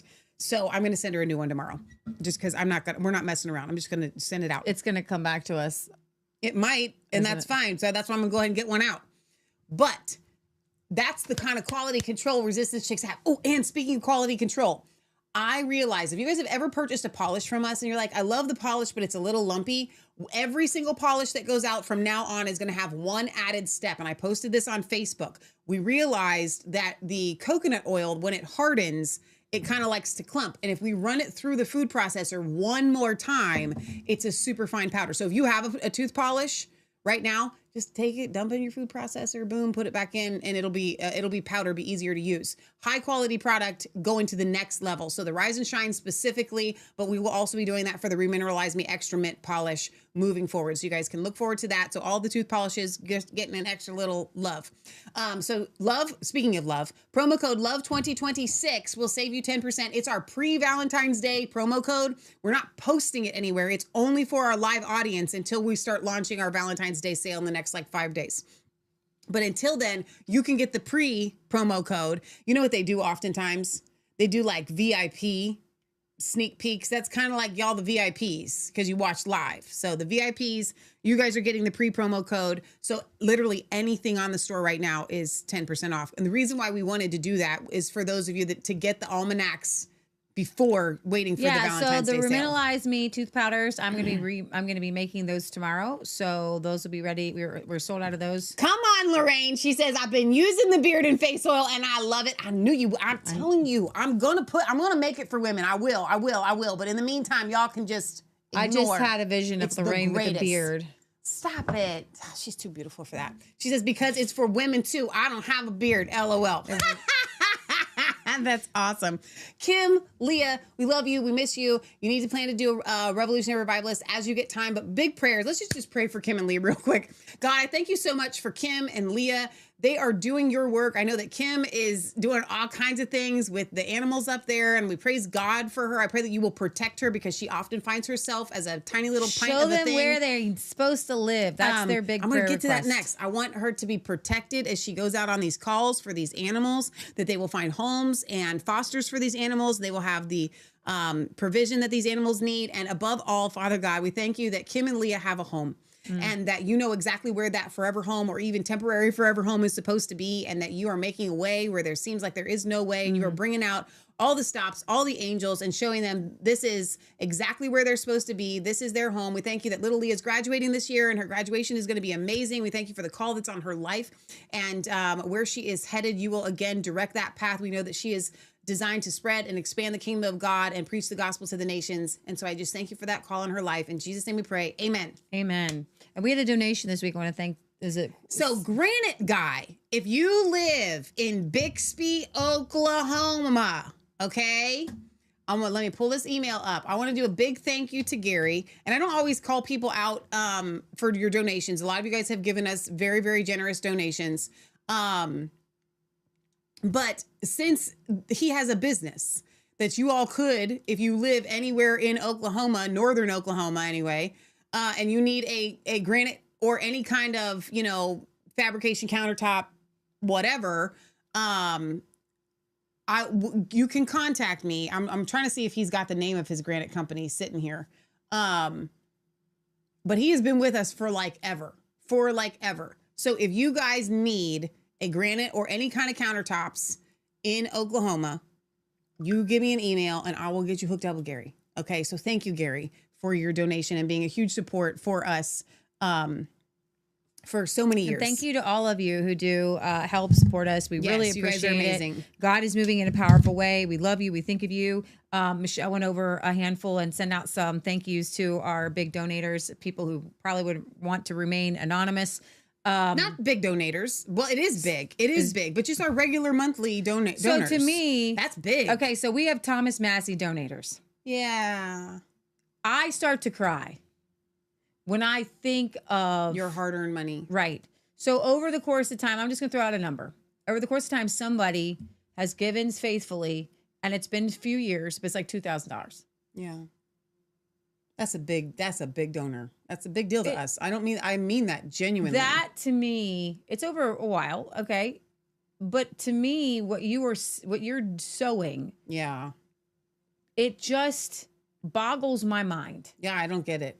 How you guys can do it. Yeah, it's a big And deal. so Paul himself would call these things out. He would say, may God richly bless you, that Amen. you will know that you will be blessed exceedingly abundantly above all you ask or think. Amen. The big ministries, they get the big dollars, they seek out the big donors. It's great when you can get a big donor. But when the widow gave like her, last mite, or, when Jesus was talking about the woman who came in with like her small amount of money, and the guy came in with a big amount of money, and she's like, but he's like, you don't understand. This woman, she gave, and that was hard for her. Like, it kind of hurt. But this guy, it's not a big deal. And who do you think got more of a reward? Now, I'm not saying you give out it painfully. Please don't do that. But Jesus's heart was moved.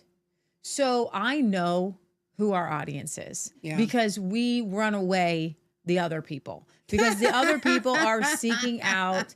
I'm not saying y'all are, dirt poor or anything like that, but I don't think we have any gazillionaires, watching our show, because we usually run them away, because we probably tell them to give it to people and love people and, live comfortably, but don't, like Jesus said, don't put up two barns. Put up one barn. That's good, Leah. Store up one barn, enough for you to live comfortably on and retire on. Yeah. But the two barn people are the people who have way more than they could ever need, and their heart doesn't think to themselves, well, then I have extra, let me give.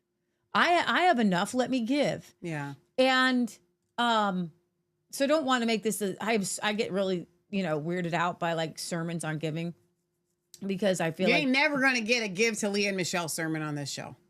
But what you are gonna get is I know, I feel it. Like I feel like it makes me cry every single time. Every single time Michelle says, we have, because I don't pay attention, we have monthly donors, right? That's insane to me. That's crazy to me that you would do that. I know I would consider ourselves a ministry, and I understand that most of the bigger podcasts have the super chats and money's just flying in. Money doesn't fly in here. It's a big deal to me, because I know it's a big deal to you guys. And well, the reason why we started this store was because we wanted to be able to give to you guys, and then for you guys to also know that when you purchase our products, it's a gift to us. So where it's a mutually beneficial thing. Yeah. I love that. But for those of you that are just donating to us, we want you to know that like that's such a big deal. Even the monthly subscribers on Rumble, you guys are your $5. That's like a big deal. It's a big deal, because I know that subscriptions are a big deal. I'm not a monthly donor to anybody. I will donate as I feel led, but I'm not subscribed to donating to anything monthly. So the fact that you guys are, it's like a huge deal to us. I'm trying to think about things we've done in the past, but we did the World Vision, and So I just thank you, and I thank you for your guys' purchases to our store. I recognize some of the stuff you can get cheaper somewhere else, and I appreciate. Hopefully you can't. Hopefully, first of all, you can't get Resistance Chick specific. Hopefully, our stuff. value it equals what you're getting, and so we just appreciate you. And so whenever Michelle goes through and like thanks and sends everything out, we send a blessing. So I want to say a blessing over all of you. Father God, I just thank you so much for everybody who's listening and watching. Just their time is valuable. I ask you that you bless everybody who gives of their time, who likes, shares, comments, who is a part of this ministry to reach the lost, to reach the hurting, that they recognize that their giving is actually changing things, that their giving into this ministry is compounded. And I ask you, Father God, that they would be blessed exceedingly abundantly above all that they could ask or think, that men would heap into their bosom, that anything that they give, whether their time, whether it's finances, whether it's encouragement, whether it's sharing the videos, or they're just their prayers. Their prayers, please pray for us. We appreciate every single one of your prayers. I feel them. I value them. I covet them. I covet your encouragement. I covet just an encouraging word. So I thank you, Father God, for everybody who listens, everybody who watches. I ask you, Father God, that you would bless them, and I ask that you would bless this ministry, Father God, and you would reach people who are lost, who need to hear this message, and the message of hope, the message of forgiveness, the message of God is in control. And that if you just submit to him, he can be Lord of your life. And so I just thank you, Father God. And I'm just going to say it right now. If any of you out there who are listening right now you want to make the decision, you've never quite made Jesus Lord of your life. You've been standing there on the river's edge and you're like, I'm just too afraid. I don't know what it means to actually give my life to Christ. Amen. But I think I believe in him. Just kind of repeat this in your heart after me. I believe that Jesus is the Son of God. I would like to make him Lord of my life. I would ask you, Father in heaven, please forgive me of all my sins. I want to be forgiven. I don't want to carry shame or guilt. Show me any area in my life that is not up to your standards. I may not be able to change myself, but I submit myself to you and I ask you to change me. I ask you to make me born again, to change me, to make me innocent and holy and pure. Wipe away all the things that I have done that I feel ashamed about, that I don't even want to admit to. Cleanse my heart, cleanse my mind. I want to be a child of God. Bring me into your kingdom. I commit my life to you in Jesus' mighty name. Amen. Amen. And if you've prayed that prayer, send us an email. Go be baptized, but not outside right now.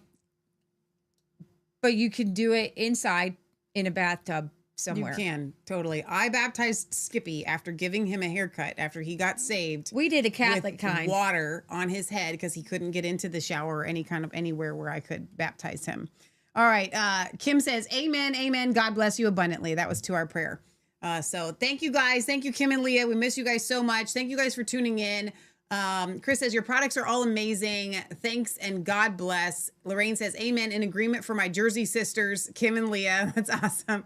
God loves a cheerful giver, and giving to good, fertile kingdom ground shall be rewarded. We ask that you destroy all property taxes in New Jersey. Destroy them because you're asking that you remove all property taxes.